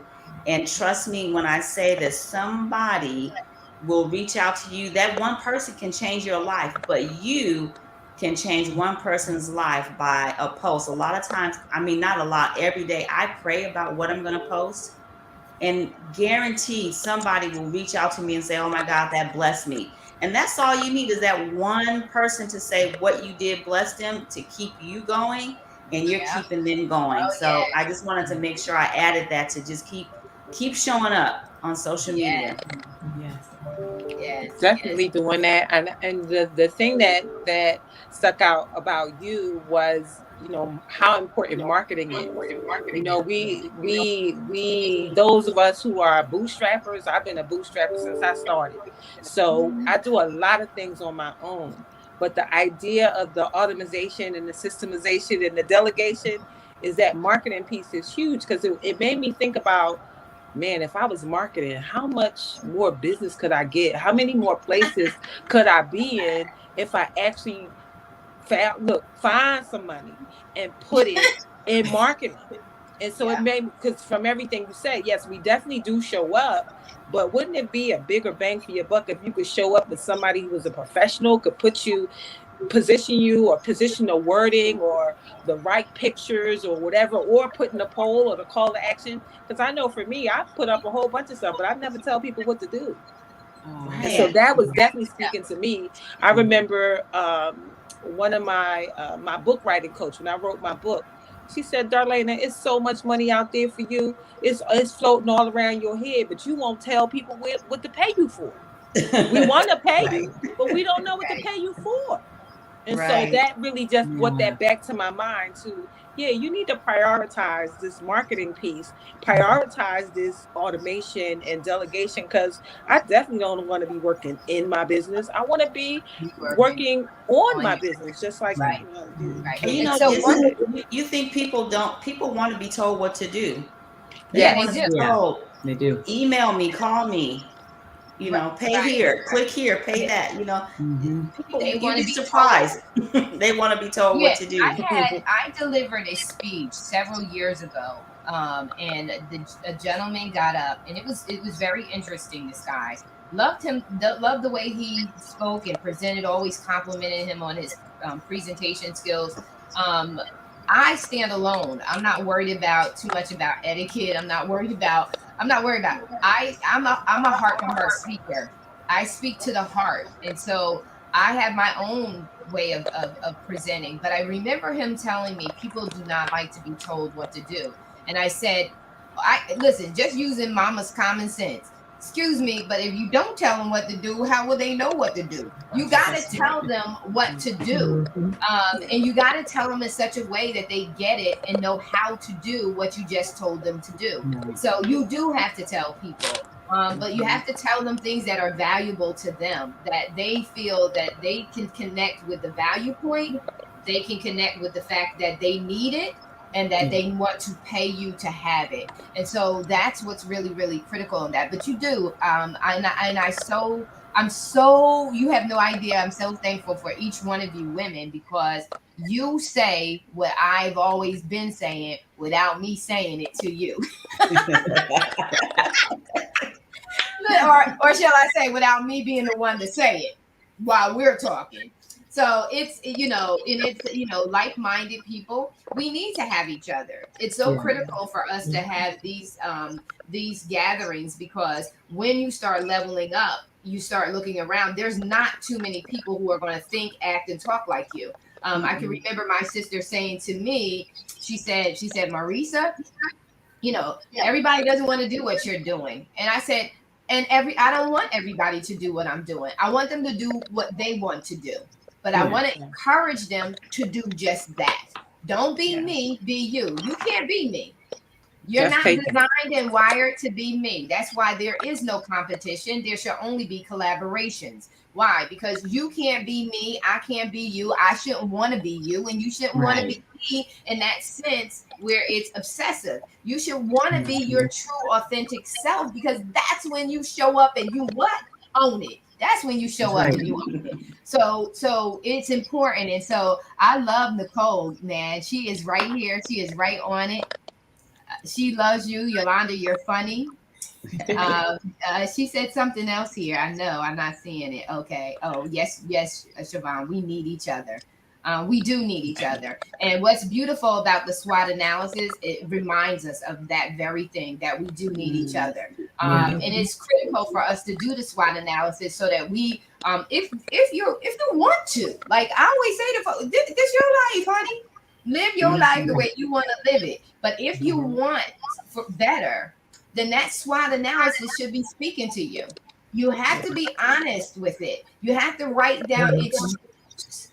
And then when you do, then you'll have the right things coming to you, because you'll be honest, you'll be truthful, and it's not a lie. There's no need for anything that you don't need to come to you, because you're not faking it till you make it. You are actually being truthful. So what you need is coming. And God, look, he says, you can do all that you want with this. He says, I discern the thoughts and intents of your heart. So I'm looking past your words. What's going on inside of you? And that's what he honors. He honors what's in our hearts. And so when our hearts align with the truth about the SWOT analysis, our shortcomings, our attitudes, our lack of flexibility. I didn't want to do this. Remember, I tell you guys, I'm preaching to the choir. I did not want to do this. What I wanted to do was quietly drive Uber and Lyft, make my little money, and finish my degree. I did not want to do this. I'm making it very public. I did not. But God not only had me own it, he has 16 other magazines under me. I love everybody, but there are days where it's like, okay, really? But see, because I was flexible and allowed him to stretch me, I'm here today. And so we have to be open to allow God to use us. If we keep asking him and he shows up, don't run off, because you asked for this. So, sometimes we don't really ask for it. You can run, but you can't hide. That's right. I cannot hide. Oh my Lord. So anyway, ladies, we're going to go into our second segment. This was all about confidence, clarity, and commitment. We have to remain confident. We're clear. Yeah, honey, I was making my money in Uber and Lyft. Don't get it twisted. You can make real good money driving Uber and Lyft. And so, and you can just, when you're done with it, you're done with it. You turn the app off, you go in the house, you chill out. You don't have to have emails still coming to you. Did you follow up with this? Did you do that? No, it's quiet. Trust me, it's quiet. But let me say this: clarity, confidence, and commitment. And that's what we got this morning. Clarity through meditation, confidence through having a vision and knowing what's required, the plan. And commitment is saying that we have to commit to this. We've got to get out there, got to market, got to let people know where we are, how they can work with us, and all of that good stuff. So we're going to go out and we're going to come back in. Rochelle, you are up. You're going to talk to us about what to expect. See, now you done got all of this in order and you're ready to go. But then what's to expect?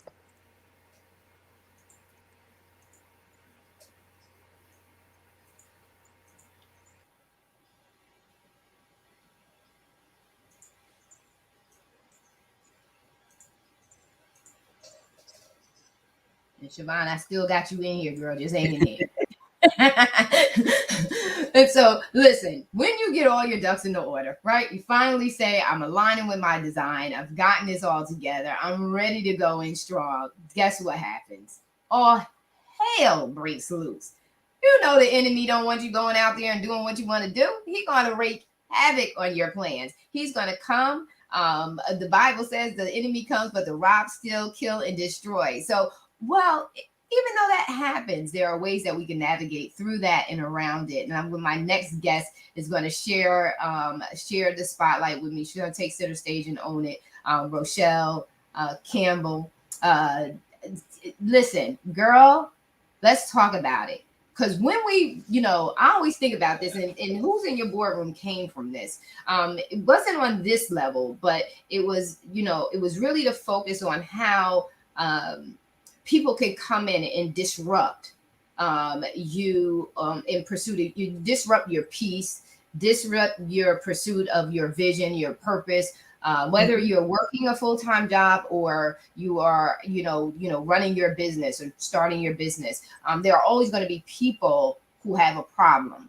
And we looked at this like, back in the day, it was us walking home from school and somebody messing with us. But now, we see it as adults. Now we're adults. And then we're wondering what the heck is going on here, where we're seeing this same childlike behavior of taunting and harassing. And this is not like what we're going to talk about is about the workplace, but that's also in your friendships, the harassment and stuff like that. So share a little bit about, you are a best-selling author. Share a little bit about what you wrote in your book and also how it trickled into what you do today with your nonprofit. Okay. Thank you so much, Marissa, for having me today, and all the ladies that I've been able to join the center stage with. Excuse me. So I know Elaine did a brief exercise for us to have mindfulness. I'm going to take you through one of my days that I went through being bullied in the workplace. So if everybody can just like close their eyes if they choose to, and just listen to kind of what I endured. I went through workplace bullying for over a year and a half. And it was something that was really traumatic. Most people didn't understand it. Most people couldn't really relate to it. So when you talked about it, almost like people looked at you like, what did you do? How did you get to this place where people are harassing you or bullying you in the workplace? So just take a second to visualize with me. Visualize yourself being stranded in the middle of a deep, turbulent waters where sharks are circling around you, and you're treading water as best as you can. But you have no footing, no shoreline in sight. Imagine how that feels and the level of terror and anxiety you're going through, not just in that moment, but instead day after day and month after month. You can hear yourself screaming out for help, but no one could really hear you because ultimately they just don't understand what you're experiencing. Well, in fact, there is a name for it. I was a victim of it, workplace bullying, where I endured verbal, psychological, emotional abuse, and ill will from my superiors to the point where I thought I was going to lose my sanity, my livelihood, and myself. Until that aha moment of clarity, when I cried out to God, why me? He answered back, why not you? How did I think I could avoid trials and tribulations of life so many others had gone through? I fervently listened to gospel songs by Hezekiah Walker and Marvin Sapp every day, and that did provide some solace for me. As I was at my lowest point, family and friends would offer assistance in so many different ways, but none ever thought to give me some of the most needed yet simplest of items, toiletries. At this moment, God said, I got you. Take care of yourself and take yourself out of the equation and focus on helping others in need. That is what jump-started the creation of Toiletry Company. I honestly would have never thought about giving it a fleeting thought to even start a company like this had I not gone through being a survivor of workplace bullying and feeling the depths of my despair. I have found that whatever I'm going through, the storms and uncertainties of life, God gives me the tools that I need to use universally, not just in the workplace. In addition to studying the word, I purposely use daily affirmation actions to guide my steps. One being, I work for God and not for humans, and another, to always be grateful from soap to your salary. As I navigated through the storms and the ferocious seas that made me come back to the shoreline, I literally had to hold on to God's hand, who never let mine go. So that was just a brief synopsis of what I went through being bullied in the workplace and how I got to the level of starting a nonprofit called Toiletries and Company. One of the things that helped the most was that it did actually get my mind off of everything that I felt like I was going through. And just to give back to other people, coming up with different ways to reach out. Because most people think of like food, coat, socks. They never think about the basic needs of a toiletry. They never think about a young woman who needs sanitary napkins, who's living in a homeless shelter or living on the streets, or just a basic need of soap, especially during this pandemic, you know, spreading germs or not spreading germs, or, you know, not taking proper care of yourself. So when I started the nonprofit, it started off very small. I started it just pretty much just saying, I just want to give back, just to get my mind and myself focused off of what was happening to me to give to others. But it continued to grow. And like you all just said in the last segment, I'm just like, I don't feel like doing this anymore. I'm quitting. And every time I say the word I'm quitting, another platform comes or another need comes or somebody reaches out to me. So that's how I got to starting Toiletries and Company. Wow. Wow. That's you know, and you, people don't understand how common workplace bullying is. And a lot of times it's because they're probably not, you know, formally recognizing it. Right. In the sense of when someone's mistreating you, when they're, we, you know, it's probably been captured under sexual harassment. I can see that if it's between a man and a woman, but the bullying and a harassment is, and people may not be speaking up about it enough, and they may not be feeling it enough, because some people have put up a wall. They don't really feel when someone's belittling them. They think that, oh, that's just so and so. But that is a form of bullying. That's a form of harassment.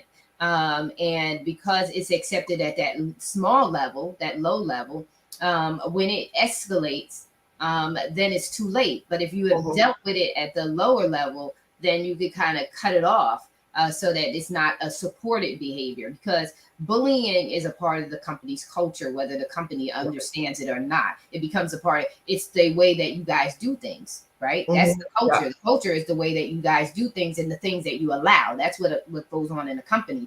And so employees, we talk about POS, right? Perceived organizational support. When you were out there and you were alone, what was your POS level? That was gone. It was zilch. You were negative POS, right? Because you felt like, who can I turn to? And I've kind of been that way in two different cases. In one scenario, I can remember working corporate, and the director, he had me meeting with him every morning because he wanted to make sure that I came into the office on time. And he wasn't there for the meetings. So I would go to his office, and I'd be there waiting for him, and he wouldn't show up.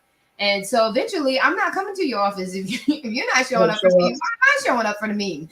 And so eventually, I stopped going to the meetings. But that kind of controlling, the manipulation, even where the verbal abuse, just, you know, I was told I was incompetent. You know, you can't do this, or I was given work that wasn't assigned to my necessary work title or duties or my job description.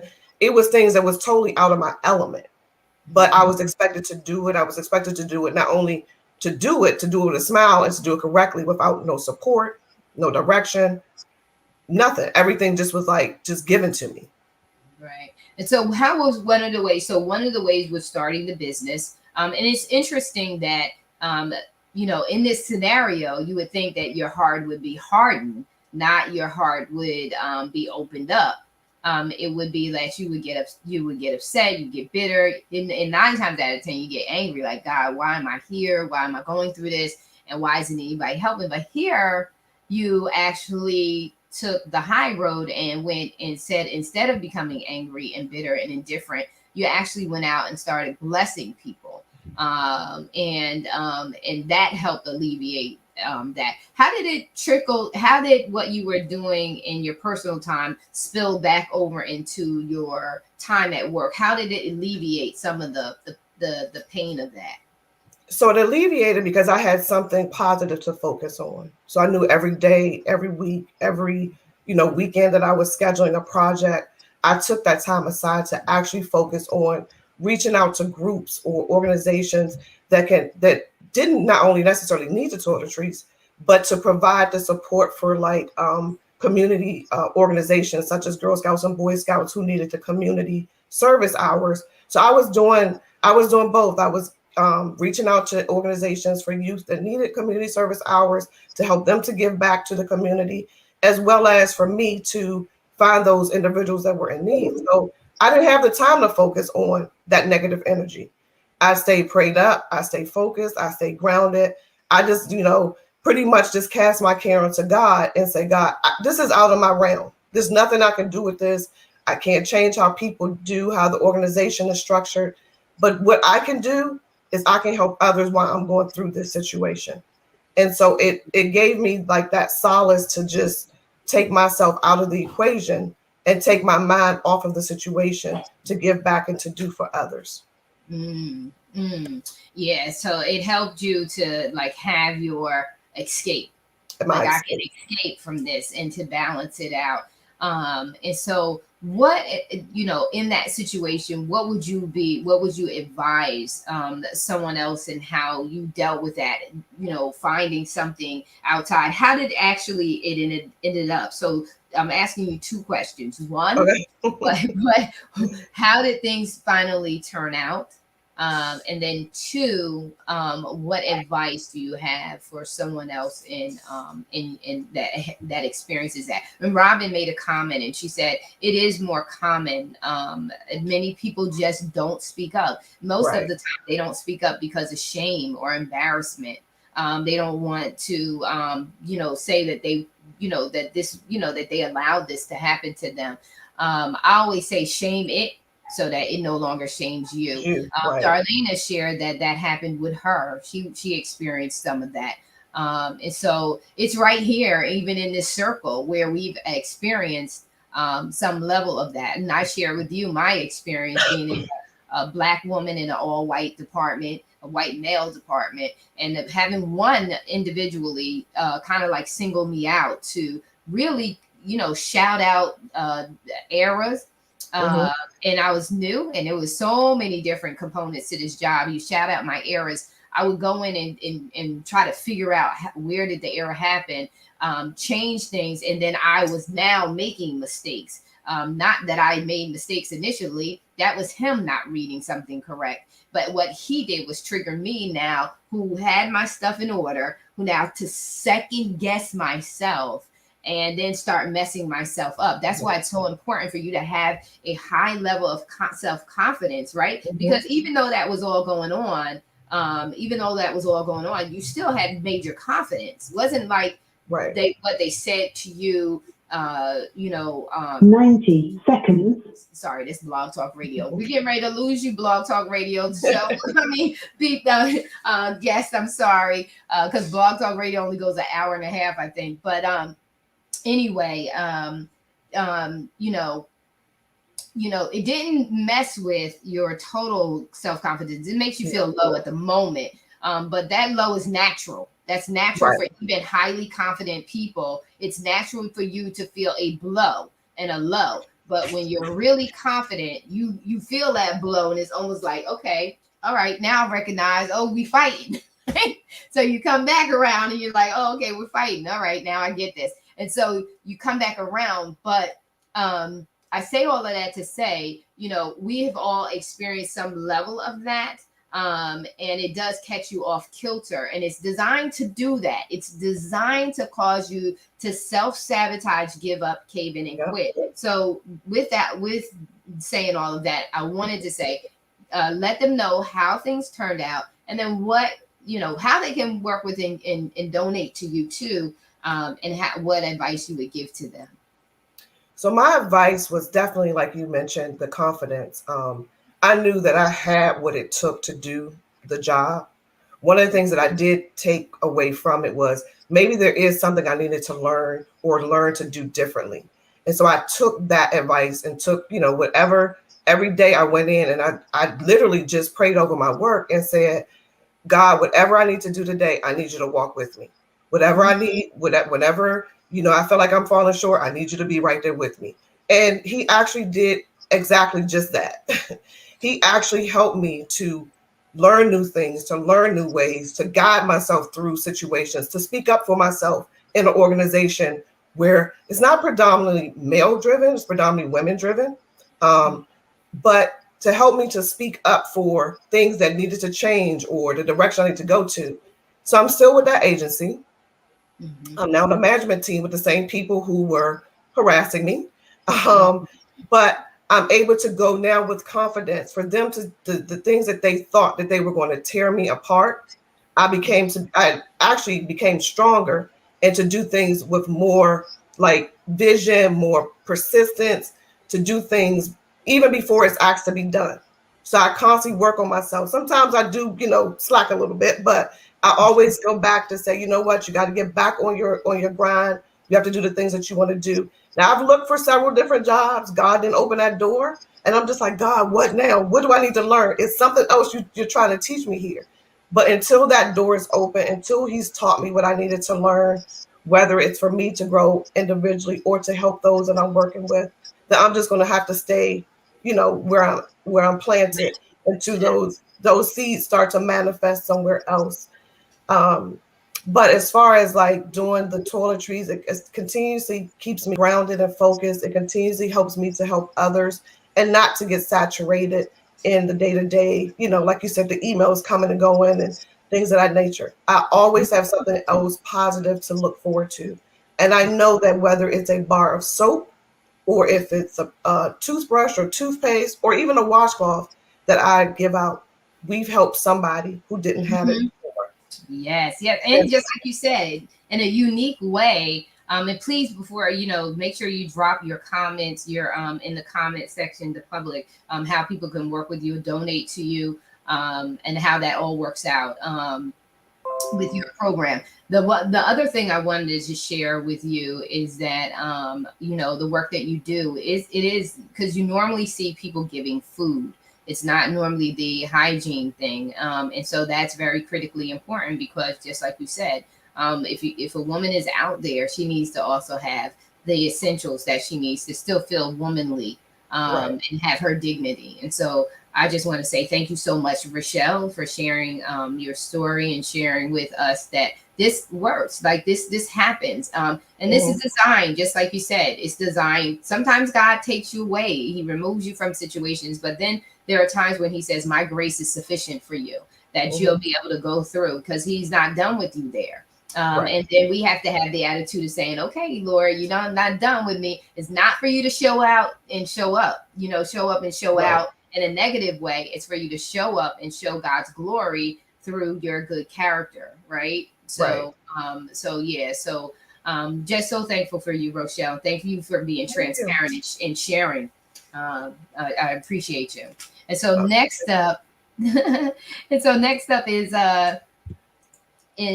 you got to think about it. Like, so when you're frustrated like this, when things are hitting you from all different angles, I know for me, getting in the gym is one of the things that I can do to alleviate that stress. And that's one of the ways that you can. Rochelle has started her own nonprofit and pouring out love on the unfortunate in our community, and make sure that we support her in her efforts to make an impact on that community that God has called her to. And then some of us are, like I said, we get in the gym and we start working out. I remember over this pandemic, putting on some pounds, and I was like, oh my God, no, I did not lose all that weight for that weight to be coming back on me. And so I got in the gym, I worked it out, and I reached my goal. I still got a couple of pounds I want to tune it up. I got to do, but at least I feel better. I feel like I'm back on track, and that I didn't lose ground. And so without further ado, taking center stage and owning with me is CEO of and editor-in-chief of Phoenix Fitness Fanatics, and she is a personal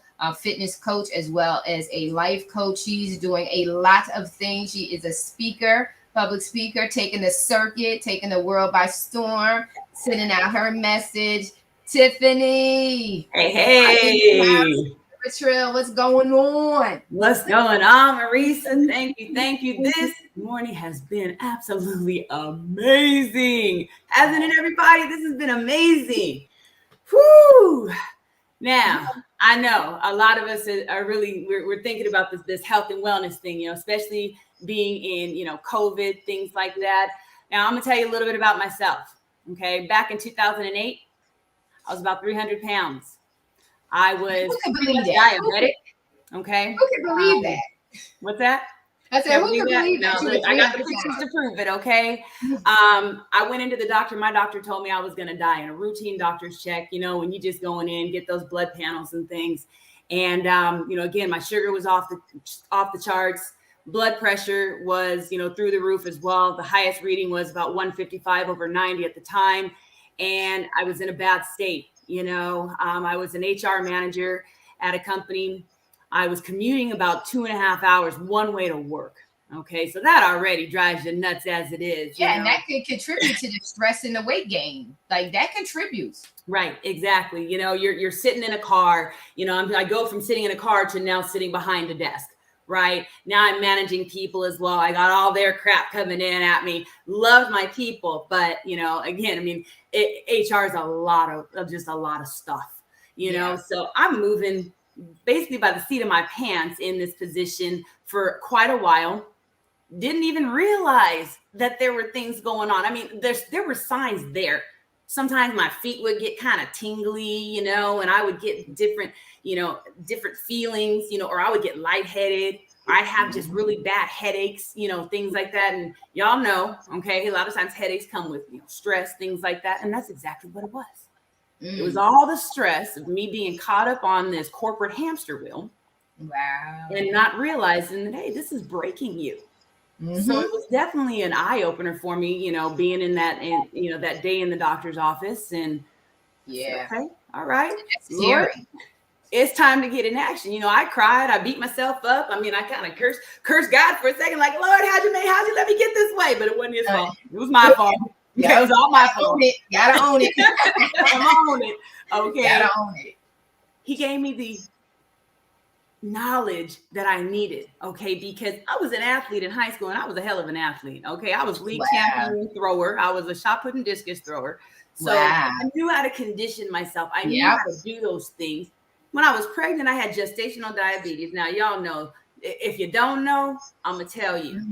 That diet right there is the most strenuous, strict diet you will ever be on. I mean, you get little itty bitty portions of things, but that's the key, you know? So I really just needed to sit down, map it out, think about it. You know, I went through so many different up and down diets through the years and got to that point where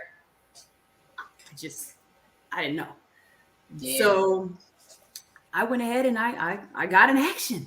As you said, I owned it. I had to find my love for myself. Yeah. You know, because I was lacking that. I was so focused on, let me get this job done. Let me make my boss feel better. Let me make sure that they're hitting their goals. Let me make sure my son is, you know, completely taken care of and everything's good with him. Let me make sure mom's happy. Let me make sure everybody else is happy. But what about me?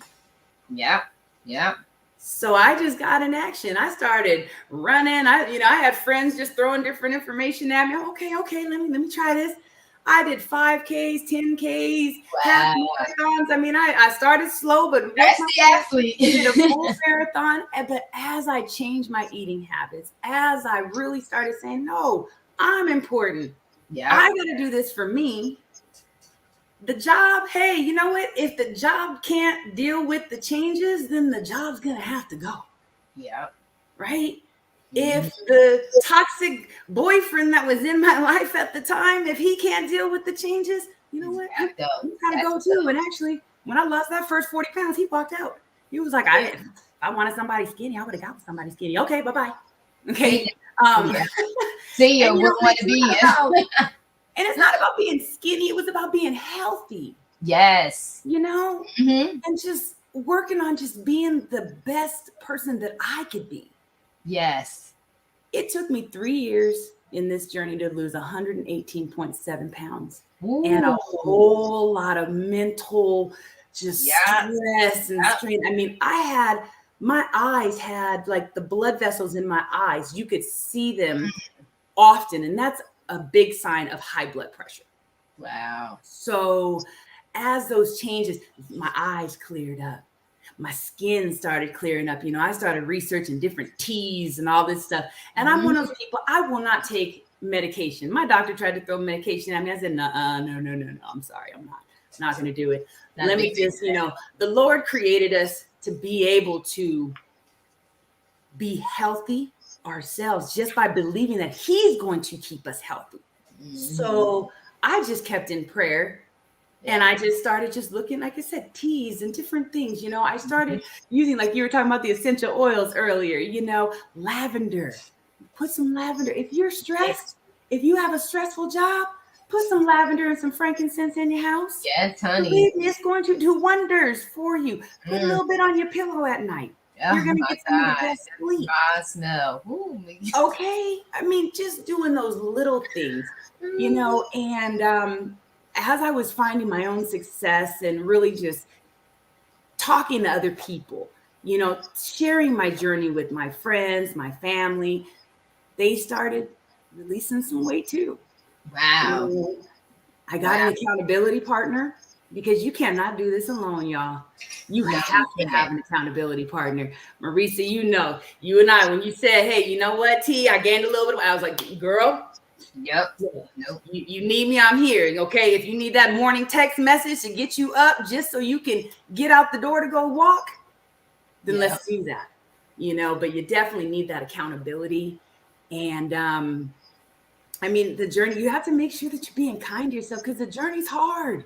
Yeah. It is, even after releasing this weight and it being over a decade now, it's still a challenge, but I don't deprive myself of anything. If I want to. But you don't look like it's a challenge, honey. I'm sorry. You don't look like it's a challenge. And I think that I think you're at a point where if you kind of, just like me, I fluctuated up. What I do want to share is like a couple of things. Is one, the lie that women in their 40s and their 50s are told that they cannot lose the weight. That's a lie. That is that's a lie, ladies. That's a lie. What Robin shared with what Tiffany is sharing with you is saying to you, excuse me, but what she got was sick and tired of being sick and tired. She came to a point where a choice had to be made. Do I continue this behavior or do I change my behavior and so I can get different results? And so that's the same thing, because I'll share with you in 2009, I was getting ready to be 200 pounds and I was athletic like you. And I was saying to myself, there's no way. I don't even eat like that. I'm not a big eater. So how did I get here? Because stress women will put the weight on you. You're eating late at night. It's not that you're eating a lot, but you're eating late at night when your body is getting ready to say night, night. It's not working. So it's not going to burn what you just put into your body. It's going to turn into immediate fat or whatever it does. Because I'm not a physical fitness person, but I know enough that you don't eat after a certain time. Right. Your decision has to be for you. It has to be a decision that you make for you. My sexy, me being beautiful is not about for anybody other than me, because that's my personality. That's what I need for me to feel good about me. It's not secondary as anybody else looking at me. I got to look at me first. When I get dressed up in the morning, I got to look at me. So guess what? It's got to be what's going to what I did in the morning with my meditation, what I do throughout the day, all has to align with the full essence of me. And so that means that I gotta look. So if you're fine with how you look, then don't do nothing. You're good as long as, and Tiffany always gets me, as long as you're healthy. As long as that blood work is looking right, you're good. Some women, some people look good full. They don't look good skinny. They look good full. So I don't want to say to anybody that you should be any kind of weight size. What I say is you should be the person, size and all, the person that you want to be for you, not for anyone else. And when you begin to make these decisions for you, they are decisions that will stay. That's why I always say your why must make you high, because if your why makes you high, you pursue it with no end. You want to get it. You will not stop. Nothing will deter you. Not crazy people at work, not crazy people in your life. You get tunnel vision. You get focused toward fulfillment. And so that's what it took for me. I had to get on that scale and say, what the hell is going on here? Marisa, you getting ready to be 200 freaking pounds. Are you kidding me? Heck no, not in this lifetime. And I went in hard. So within 6 months, I lost 60 pounds. Listen, when I get determined, and this is what, if you want to take anything from me, when you get determined and don't let nobody get in your way. When you shift your mind and you align with what it is your goal is, you lean in and you kick behind. You don't lean in, no, you kick behind until you see the results. You got to go in until you see the results, because that's when you'll feel good.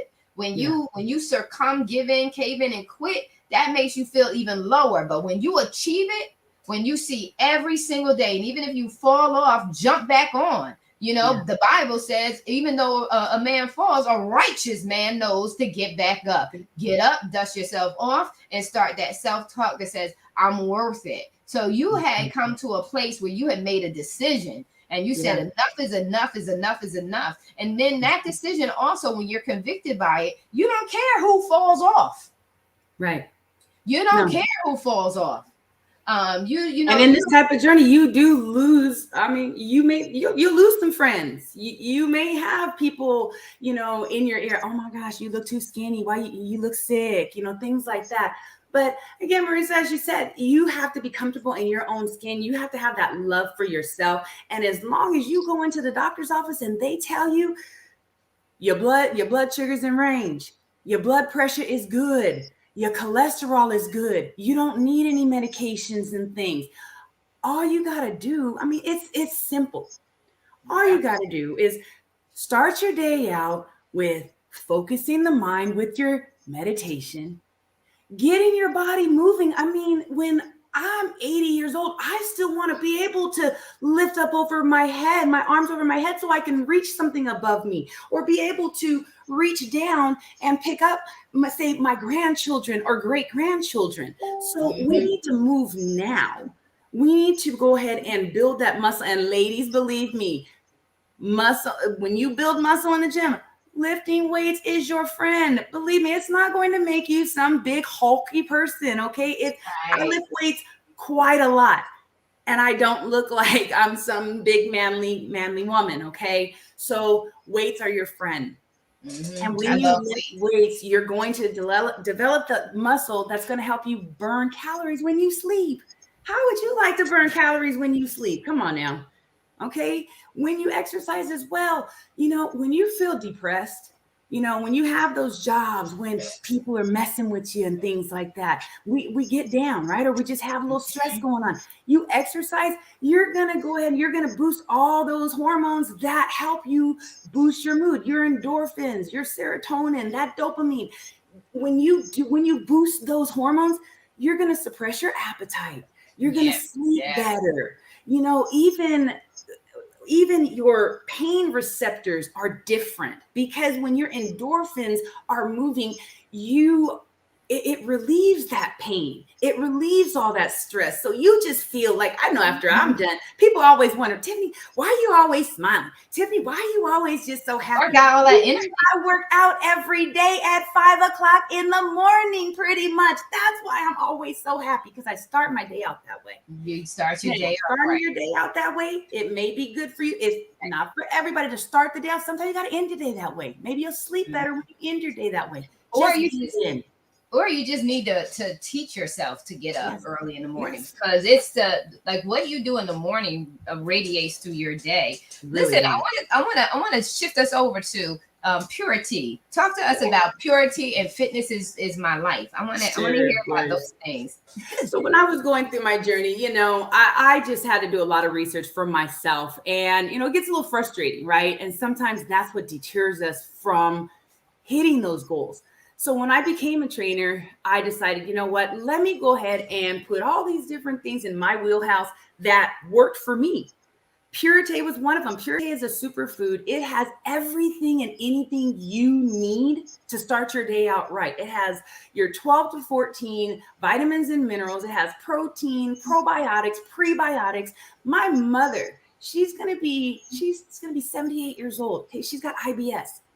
When I found out that she had some gut issues going on, Mom, I got to have you take this Purité. My mother takes this Purité every single day. She's not having many problems with her IBS now. And this woman at her age gets up 5 days a week, and she's in the park walking 5 to 7 miles a day.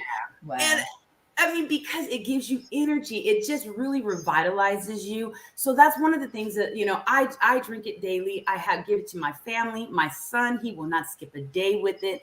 You want yourself and your family to start their day out right. Stop eating all these, even cereal and, all those sweet things, donuts and things like that. Start it out right. When you set your gut out right for the day, you're not going to crave the sweets. You're not going to crave all the junk and stuff like that. So if you want to get, some of the Purité, all you got to do is go to www.parapower.purité.com and get it in your life. Okay. It is great. Now, fitness is my life. I am an online coach for Fitness is My Life. So, when people say, oh, I don't want to go to the gym, or, oh, you know what, I can't work out. Yes, you can, because I offer it right in your own home. You can be in the privacy of your own home, in your living room. Okay. And it's a wonderful app. It tracks your nutrition. It also tracks the workouts that you do. I can assign specialized workouts to everyone. So I call it basically, you have Coach Tiffany in the palm of your hand. Okay. And it's real time. So, there's going to be times where my people are tracking their food and stuff, and I'm going to call you out on it. If I see something that's looking pretty crazy on there, because it is real time, if I happen to look at it, you might get that text message, hey, what's going on? You're at 250% of that fat content for the day that you can't have. So it's really awesome. And it also gives you a community of coaches as well that are in your corner, because there's quite a few coaches in the Fitness is My Life community. And we really help each other. So if there's something, say that I'm dealing with someone that has an injury that maybe I'm not familiar with, I can get on the line with one of these amazing coaches and have them map out a plan, and they'll work hand in hand with me with my clients. So it's really just amazing. So if you're looking for just a really easy way to get it in, let's go. I've got a 30-day rapid weight release program starting. It usually starts the first Monday of the month. My next one starts on November 1st. Okay. Get in there, everybody. If you're ready, look, the holidays are around the season, right around the corner. Okay. Y'all want to look good as you're getting out there, getting in these nice dresses, getting in them nice suits. Okay. And the summer is going to be here like that. So hello, right? so let's make sure we get our for the holiday and for the summer. I can help you with all that. Awesome. Well, Tiffany, listen, we know that physical fitness gives us the energy that we need to make sure that we endure throughout the day. And we look refreshed and revitalized. It helps. And just like you said, it helps you be very happy. It does. And those who work out really are happy, go lucky, high in energy. and clear and focus. It helps you to focus clearly as well. And so I just want to say thank you so very much for sharing with us and telling us all about just making ourselves worthy and the importance of taking care of ourselves health-wise as well. That weight is related to health, and health is very important for us. And so, so do you have any closing comments for the audience? I do. Well, one more thing for you. We also have a really awesome resource for y'all as well. As Marisa mentioned, I am editor-in-chief of Phoenix Fitness Fanatics magazine, Elevating Your Mind, Body, and Spirit. I have some amazing contributing writers that all contribute to helping you all be fit physically, mentally, spiritually, as well as financially. So if you're ready to get that foundation that you need to live the best life that you can, subscribe to Phoenix Fitness Fanatics magazine. You will not be disappointed. So closing comments, you can reach me on Linktree, actually at Coach Tiffany Parra. I would love to work with you. And remember, it is never, ever too late to start. I don't care how old you are. I don't care where you're at, how low of the low you feel you are. I got you. Yeah. Oh, so much. Awesome. Thank you so very much. Such enlightening in regards to just making sure that you take care of your health and the dangers of being overweight and and where it comes from. It doesn't always just come from the eating. It also comes from your stress levels, and being physically fit helps you to kind of alleviate some of that stress. It gives you an avenue by which to get rid of it. And so we just want to say thank you so very much, Tiffany, for being here. We truly appreciate you. Thank you. All right, sis. Well, next is up mental health and wellness. We don't talk about all the things that we go through because, we don't want everybody to know that we have low moments and high moments. The next woman that's getting ready to take center stage and own it with me is a guru in the area of a holistic approach to how do you handle mental health and wellness and how you handle stress. Some of the tips that she's going to give is going to be mind-boggling. I love this sister so very much. She has such a sweet spirit, and she reminds me of the classics. And when you see her, you will, I believe that you will definitely agree with me. She is Darlena Rose, and she has her own magazine. She's the CEO and editor-in-chief of Darlena Rose, and she is the proud owner of the Rose House, the House of Roses. Forgive me, Darlena. Taking center stage and owning it, my girl. Look at you in the house, my traveling CEO. You are. Oh my goodness. You gotta go where they call you, girl. You gotta go where they call you. Thank you so much, Marisa. This is amazing. It's been amazing. Sometimes when we say yes to these types of things, we think that we're going to be the one that's pouring into other people, but what we find is that we get poured into. So I'm so blessed by the other ladies and what they said. A couple of these things I'm definitely going to take to heart. And when you see some articles with some of the things that was said, like yesterday was over last night. And that is an article. That's a whole article. That's a story. Yes. And then you said, if your why doesn't make you high, right, you should be addicted to it, right? My saying has always been, if your why doesn't make you cry, it's not big enough. And so that just really blessed me, especially as I am partnering with a new company here in Chicago with CBD and cannabis. That's a whole story. If your why don't make you high, I laugh so much. That's literal, right? Literally, I can't wait to share that with the CEO of Wakanda for Life, the company I'm going to be partnering with. But I am the living diary of the Mad Black Woman. Tyler Perry wrote the story, but I lived that life for real. Wow. I have a date with Tyler Perry because I'm still trying to figure out how he told my story without me being a part of it, right? And so thus, that is my book, How I Became a Holistic Healer.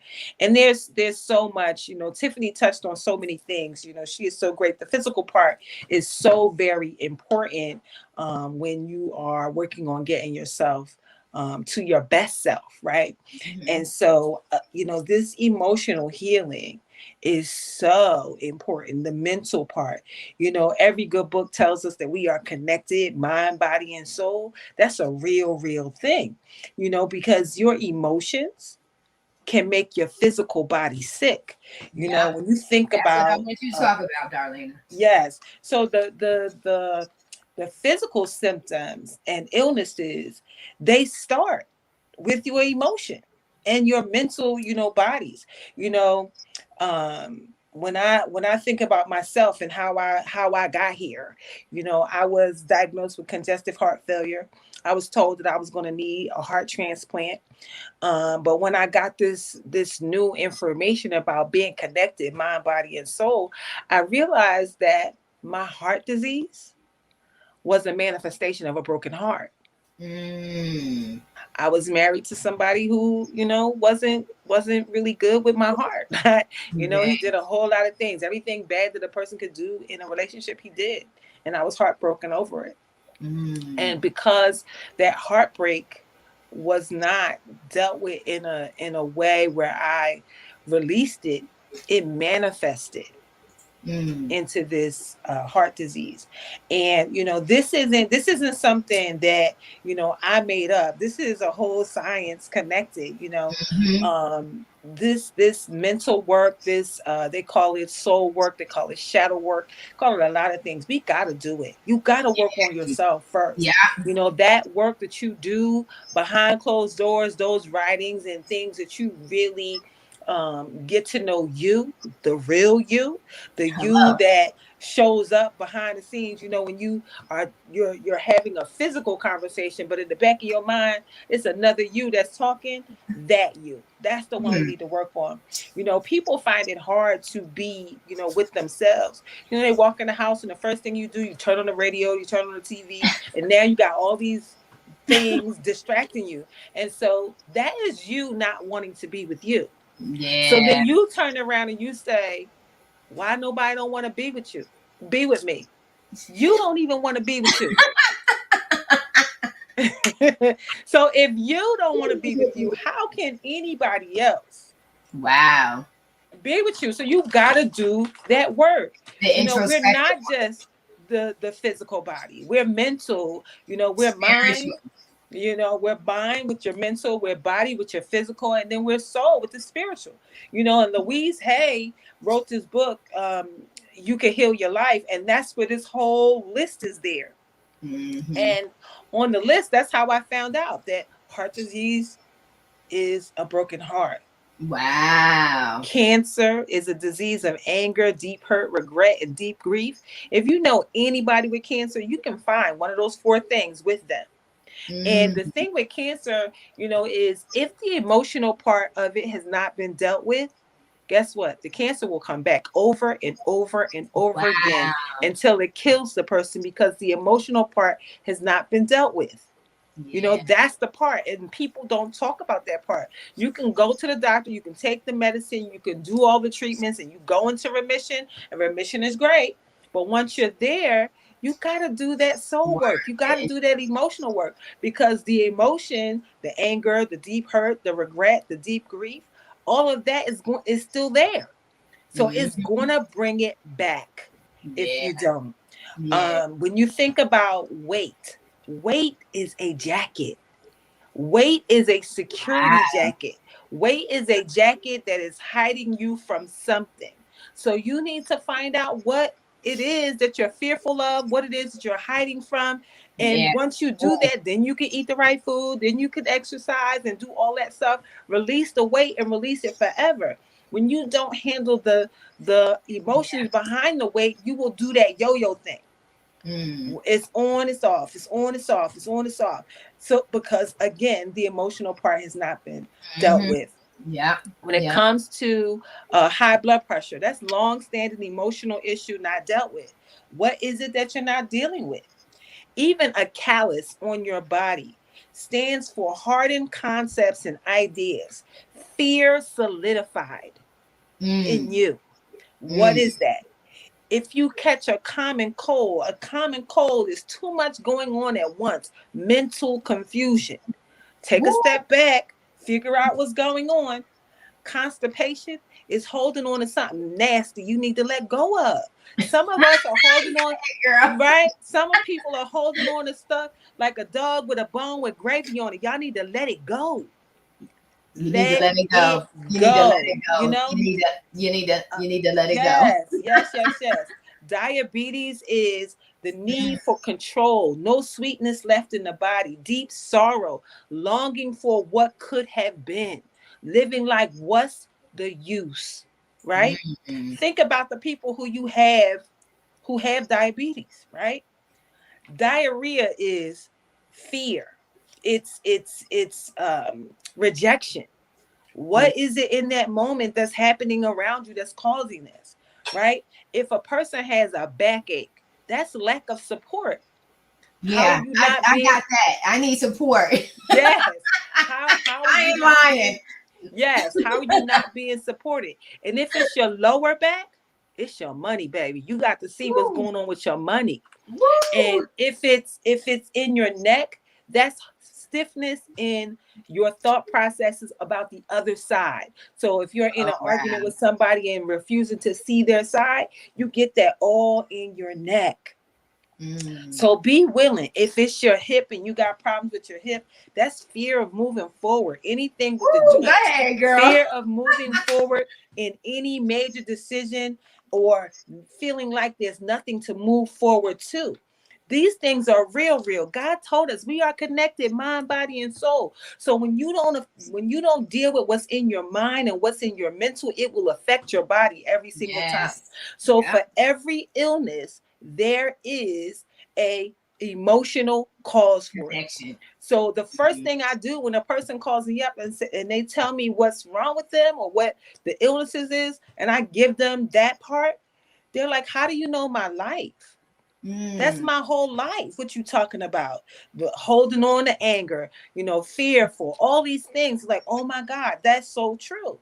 And so how we start to relieve some of this stuff, Louise Hay, she gives us part one. And part one is to use these affirmations to affirm yourself. When it comes to fear, I am safe. All of those emotions around, affirmations around that. I am enough. All those, she has an affirmation for every ailment, every illness that you have, right? So it starts there. And so I am an emotion code practitioner. So Dr. Bradley Nelson came up with the emotion code. And the emotion code takes it to level 2.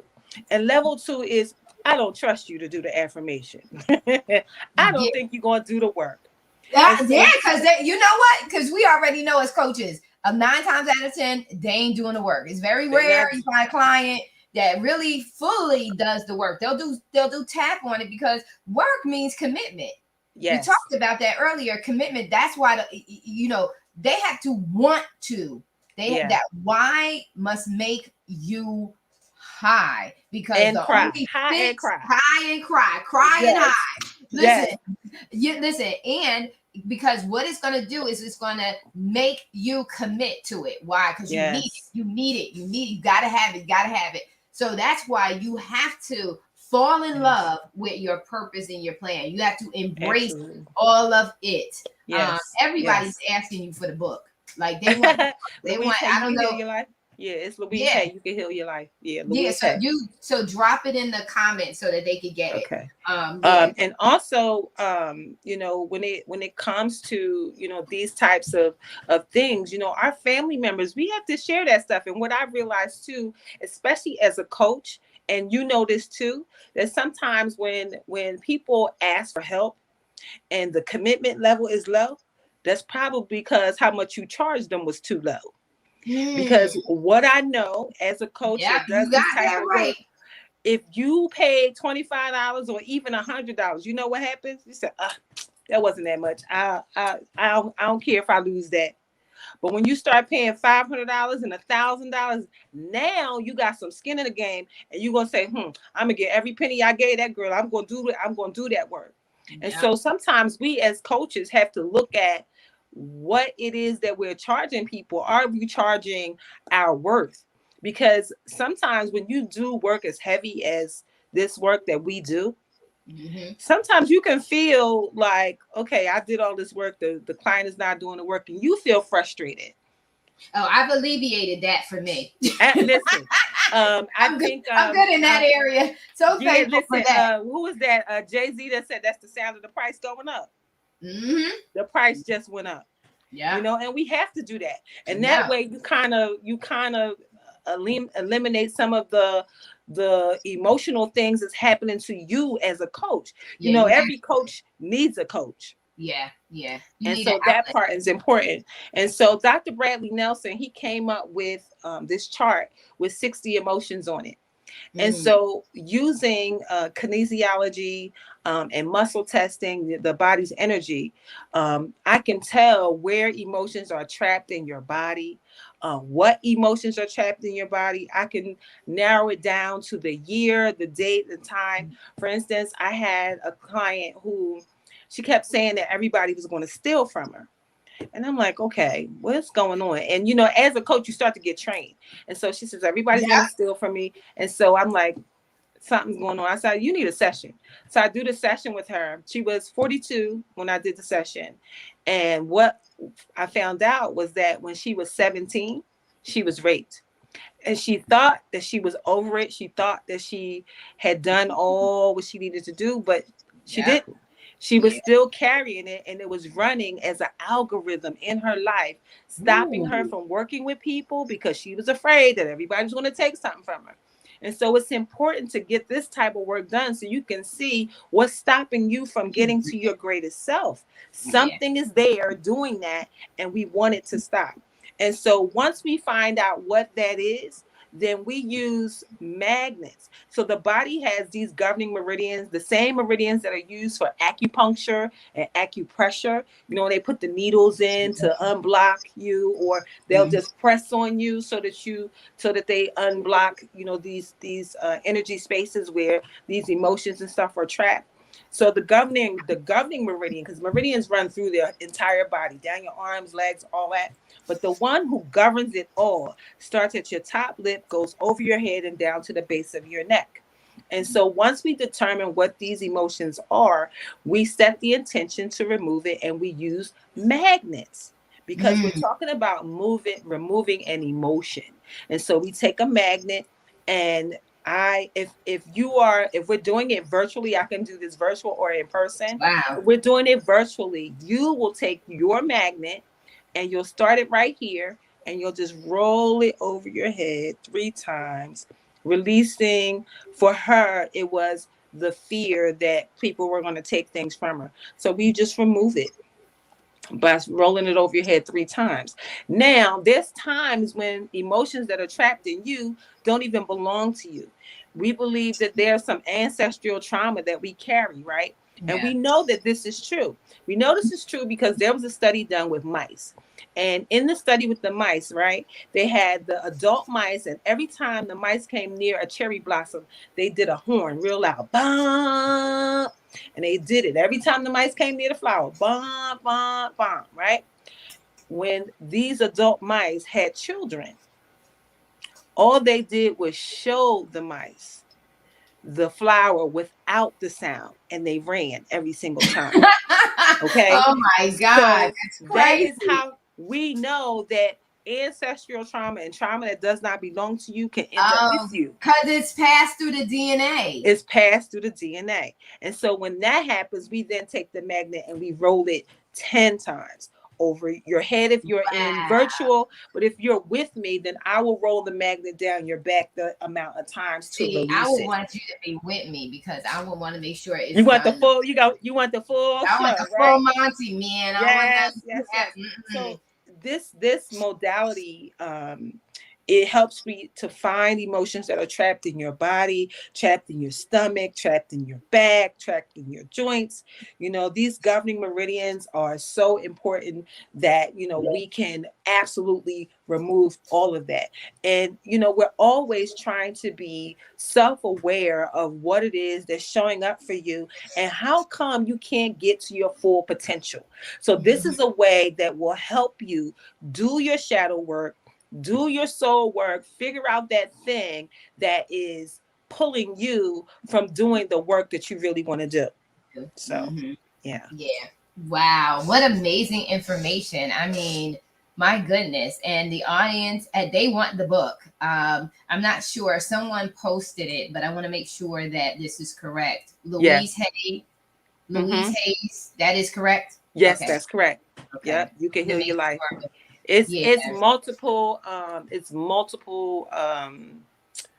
editions of it, but any one of them will, I love her because she talks about, how people say things like it hurt, it bleeds, it burns, it this, it that, and plus whatever else you created, because of your emotional state, you've created every dis-ease that is in the body. And so she is a strong proponent of affirmations too. And so a person can affirm, you can read the book and start the process. But then the second part to that is Dr. Bradley Nelson. And Dr. Bradley Nelson wrote the book called The Emotion Code. And so the emotion code is part 2. And so when I read the part 2, I'm like, okay, I'm getting certified. At first I did it for 2 years. And then last year, I got certified in it because it was life-changing to my clients. It's one thing to teach a person, what to eat and what to drink and, how to heal themselves holistically. But if you do the emotional work first, all of the other work then makes sense. And all the other work that you do so hard, this eating right and taking supplements and exercising, all of that stuff is now going to stick. Yeah. Because all of the reasons that you got that stuff in the first place is now gone. Yeah. How awesome is that? How awesome is that? Yes. So talk to the people about how they can work with you, how they can connect with you, Darlena. Sure. I am I guess I should tell them about the house real fast. So I am out of the Atlanta market, and one of the things that I did when we helped my ex-husband, he was diagnosed with stage 4 cancer and given 6 months to live. And we cured his cancer holistically in 9 months. And that was in November 2010. It is now almost November 2021. He is 10 years cancer free, has never had a reoccurrence, because not only did we do the physical work, but we did the emotional work so that he can release the anger, the deep hurt, the regret, the deep grief that causes the cancer. Wow. And so because of that experience, that is one of the things, that was the catalyst that sent me into this work. And we got a chance to go to Hawaii to a healing house. And I said, you know what? I'm going to open one of those. So I have. July of 2021, I opened the Healing House of Roses. It's in Atlanta, Georgia. You can come there for rest, relaxation, and respite. You can come there to learn how to detoxify your body, to get the emotion code done, and to then start the work of what to eat and, what to drink and what supplements and all of that, because I'm well versed in all of that. And so that's there. If you want to work with me, I'm on all social platforms under my name, Darlena Rose. You can go to my Calendly link. It's calendly.com/Darlena Rose. And I'm also have darlenarose.me, where you can go on there. And I have a soul toxification weekend that I'm doing. There's only 2 slots twice a month, so only 4 people a month that come to the house for this specific weekend. It is 3 days and 2 nights of a full Monty detox. You will leave there detoxified, mind, body, and soul. And by the time you go back home, you will not go back the same. So you can book that there. So yes. Nice. Thank you, Marisa, for your hard work. Oh, you are so welcome. Thank you for all that you do. My God. Such amazing. And I really wanted everyone to hear you. Because it's not just mental health and wellness. You go you do a deeper work.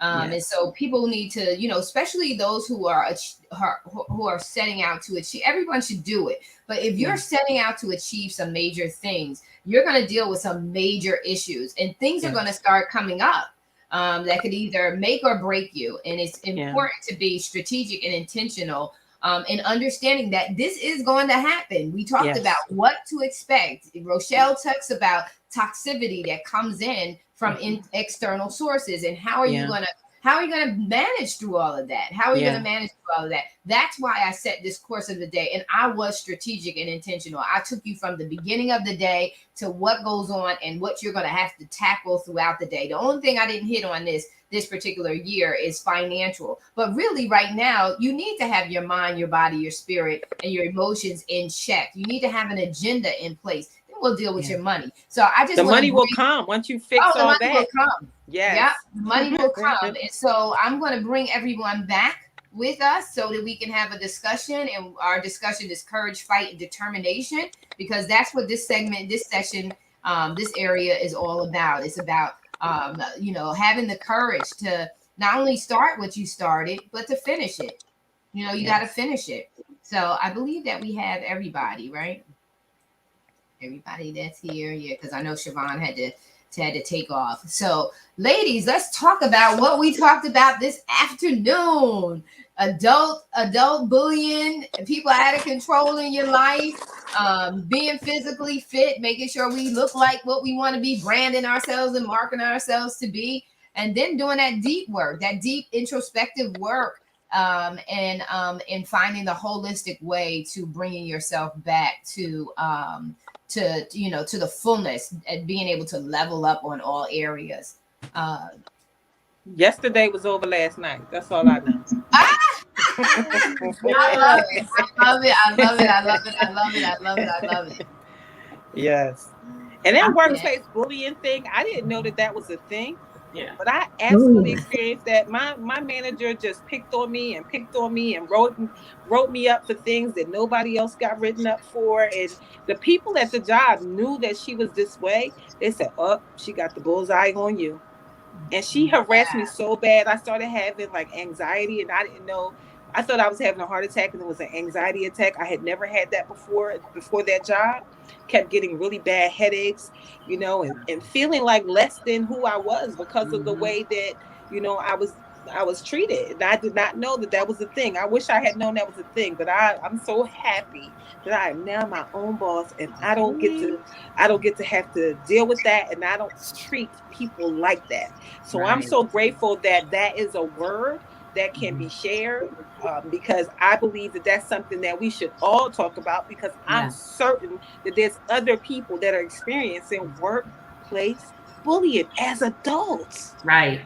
It's very it common. can be subtle too, I mean, I did have a little bit of a situation at one of my jobs where I had another, manager come in, and people would know that, hey, I have OCD, and everybody knew, like, hey, don't touch stuff on her desk.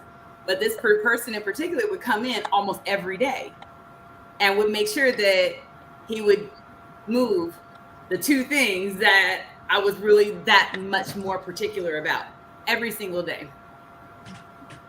It's actually very common. Cruising for bruising. Right. Right. Yeah, and it's really bad when I had a senior executive vice president of HR that did me like that.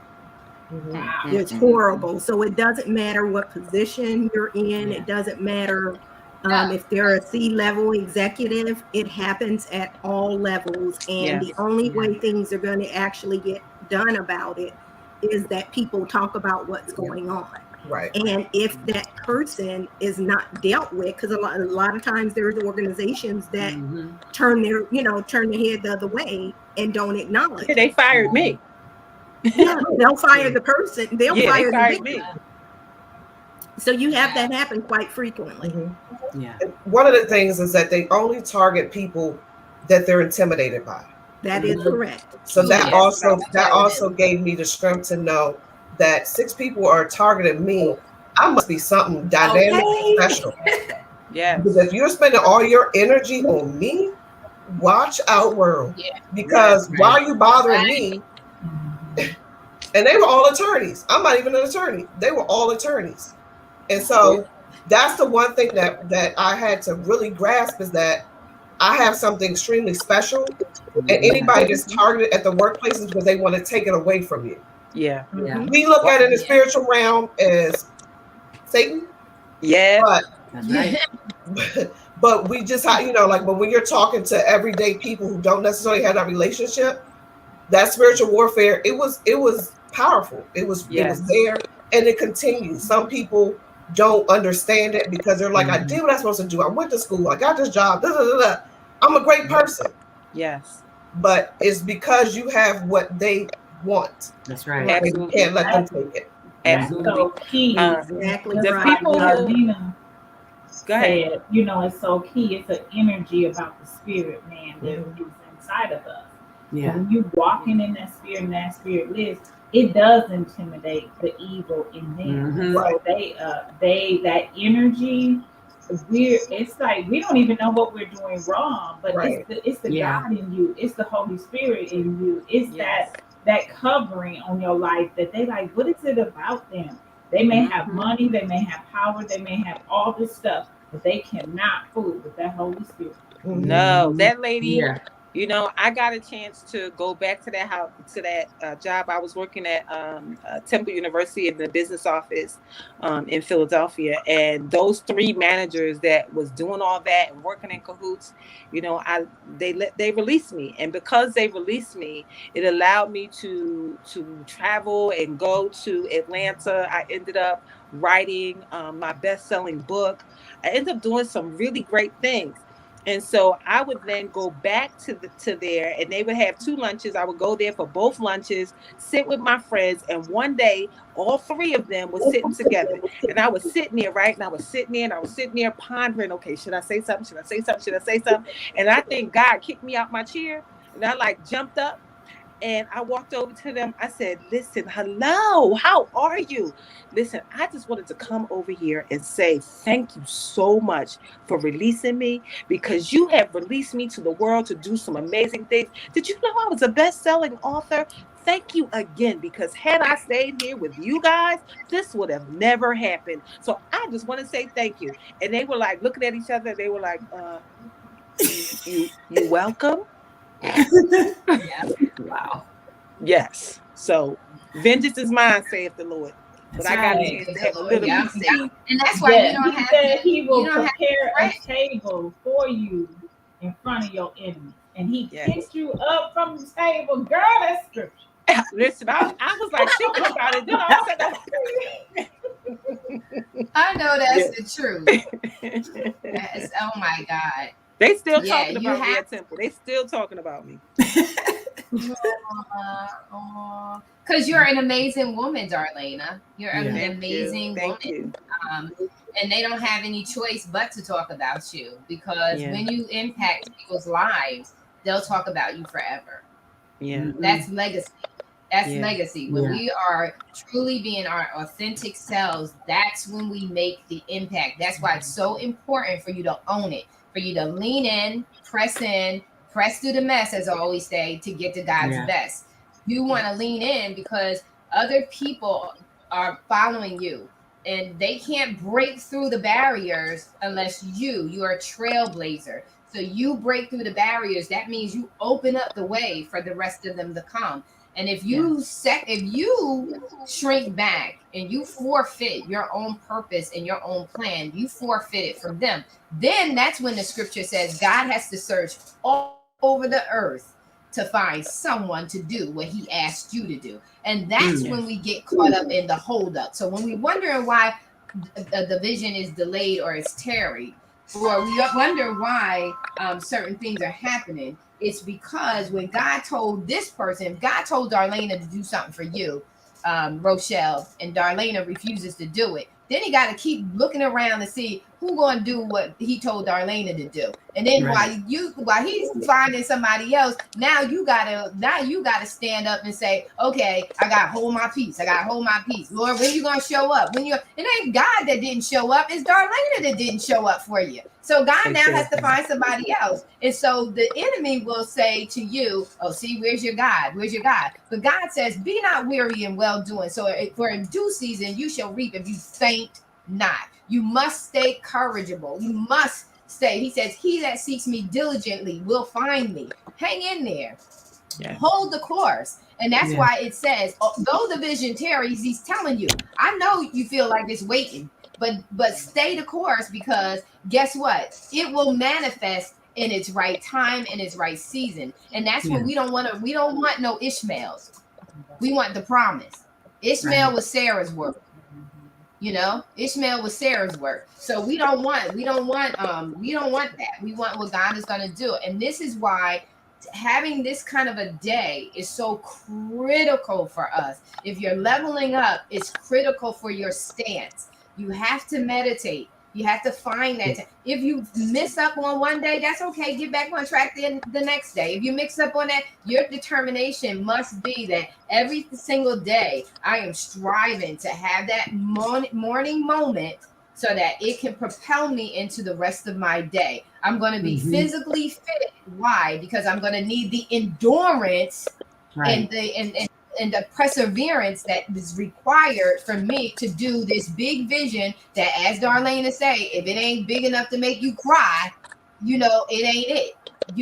We need all of this. So this day was essential to show that all of these are required of us, that all of this is required of us. And so, ladies, we finished early, and I like that. How y'all feel about that? I can nap. I'm going to take a run. I'm gonna tell you, after these cameras go off, I am chilling. Okay, don't text me, don't message me, don't call me. I'm good for a few hours. So anyway, ladies, we're gonna do a round robin. I just really want you to share. I want you to share your your closing thoughts, how you felt about today. Today was really amazing. And just think, let us tell the world, okay? How long did we put this together? 5 minutes. Right. Like that. Yes. No time. No. Because we ain't had no daggone time. Too busy doing this. Gotta do that. Do this. We gotta go over there and do that. What deadline are we on? Whose magazine needs to go to publication? Do. And who do I need to talk to? What's your list, Darlene? What's your list? What are we doing today, Robin? That has been our year. That has been our year. But one thing I said for sure was there's no way in the world I'm gonna say we're gonna have a conference and then don't have it. I'm not doing that. And it does not take all of that to put it together. You just need cooperation. And I'm so thankful that you guys didn't say, this lady is crazy. What is she doing? You jumped on, even though it was last minute. We did this in less than a week. And we posted it, got it out there. The vision was there, but putting the work into it wasn't there. You know, it's virtual. You can do anything virtually within a matter of minutes. It does not take. So stop sabotaging yourself, saying you need all this preparation. You are skilled. You know what needs to be done. Get it done and do it tastefully.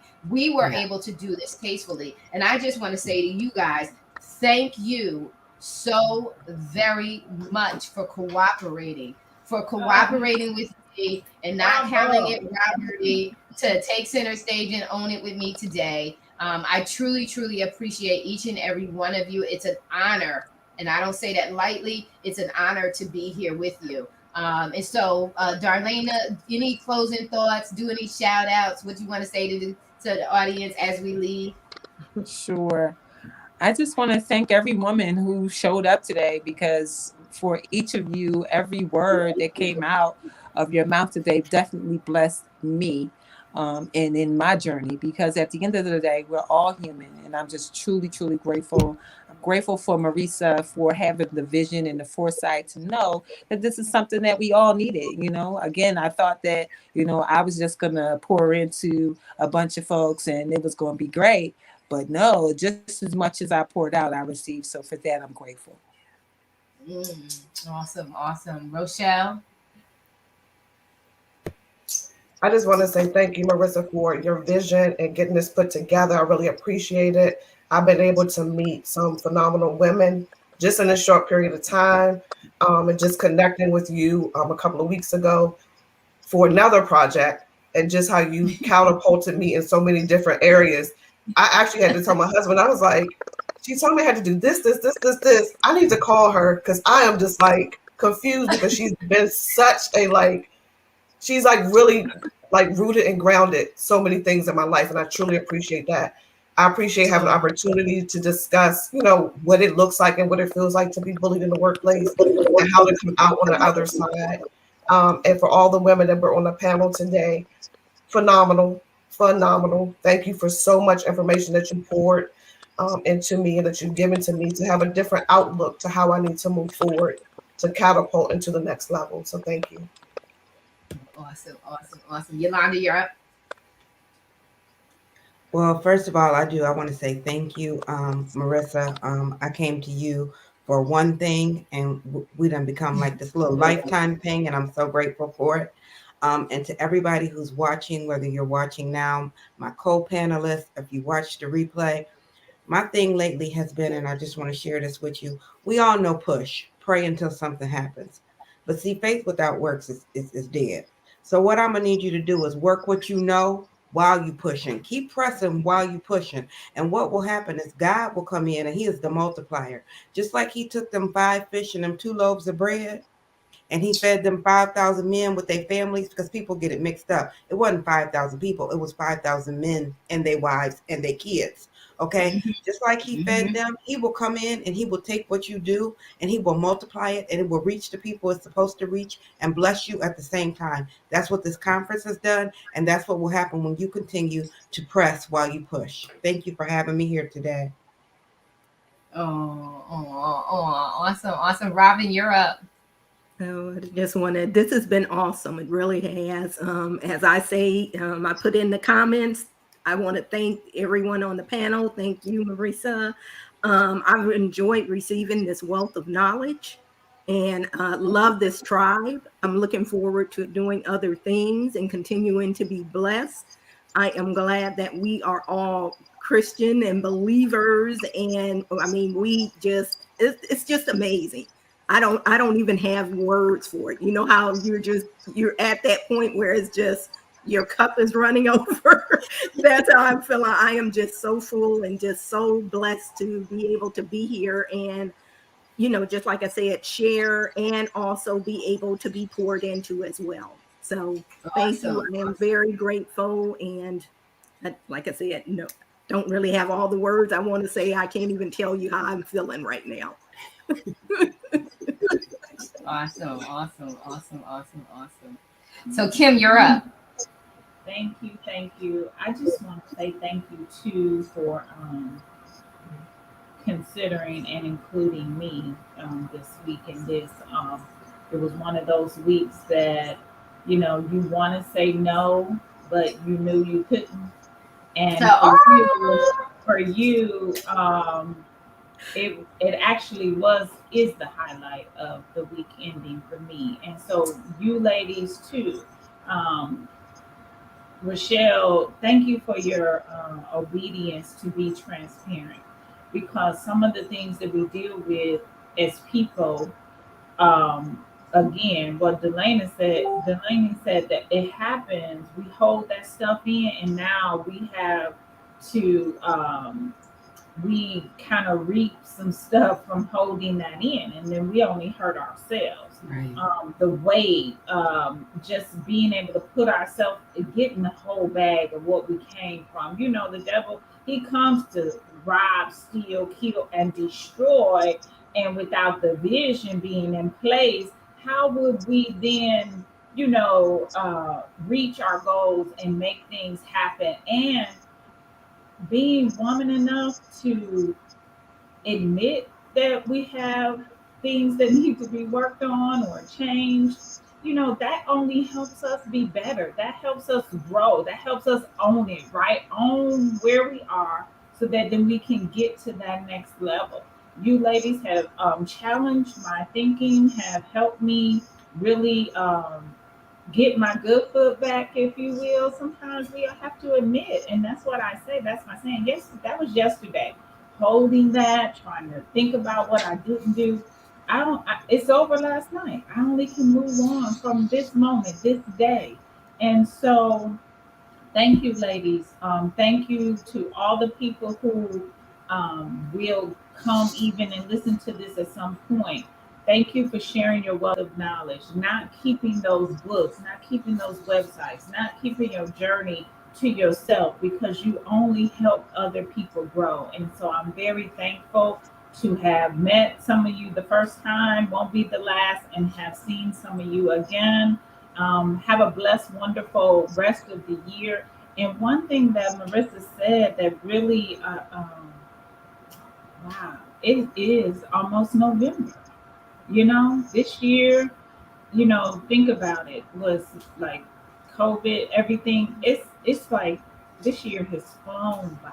Yes, it has. Yes, it does.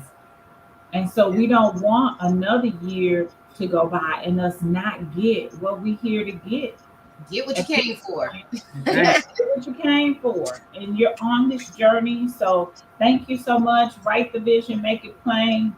Let it tarry, but just get to writing and don't hold on to it. Thank you so much, Yeah. ladies. Blessings. Love you all. Blessings. Yeah. Tiffany, you're up. I just want to thank you all so much. Marisa, thank you. Because I know when you first asked me, I was like, whoo, wait a second, hold up. Yes, that's tomorrow, But I just want to thank you for, your vision on this. Thank all you ladies, all you panelists here. You all have just poured into my cup so much this morning as well. Robin, I'm kind of at a loss for words, and when I say that, that's rare, okay? But it just, my heart is just so full right now. I mean, I'm over here. I got notes in my notebook here as well that I'm going to go back to. Thank you everyone for tuning in and just getting this knowledge as well. For myself, I just want to tell everyone, keep moving, because there may be a day where you can't. So while you can today, get up and just put one foot in front of the other and just move. Okay? That's my message for you today. Well, ladies, let's say bye to our people. Say bye to our audience. We're going to close out. Thank you so very much. What a pleasure it has been. What a day it has been. And we're going to end early so we can go and rest, rejuvenate. Don't be going out doing no errands. I'm going for a run, Marisa. Yeah, I know. I heard you earlier. So let's say goodbye to our audience. Bye, audience. Thank you so very much, everyone. Wesley Webb for chiming in. We truly appreciate you. And Nicole, you have been a trooper, girl. You have been making comments in all our Facebook Nicole. followers. Yeah. So thank you so much. That's one of my contributing writers. That's my girl. Yeah. Aw. All right, ladies, we're out. Thank you all. Thanks. Bye. Stay backstage, ladies. I'm coming shortly. Ladies and gentlemen, I just want to say thank you so very much for chiming in with this year's Take Center Stage Conference 2021. Just like Robin said and Kim said, we're up on the end of the year. Finish strong. I do what I do to show you that the everyday person can do what I do and do what they see others do. You have the opportunity to do whatever it is that you have set your heart out to do. Go for it. You're not always going to be perfect. So I show you, I share conversations with my guests that are transparent to let you know that none of us are perfect. There's always bleeps and blunders. You see, the technology sometimes doesn't work. Stop getting hung up on being perfect and just show up. And the more that you show up consistently, the more proficient you'll become. So take center stage and own it. This is your life, your career, your business. We love you so very much. We're out. And I'm going to take a nap.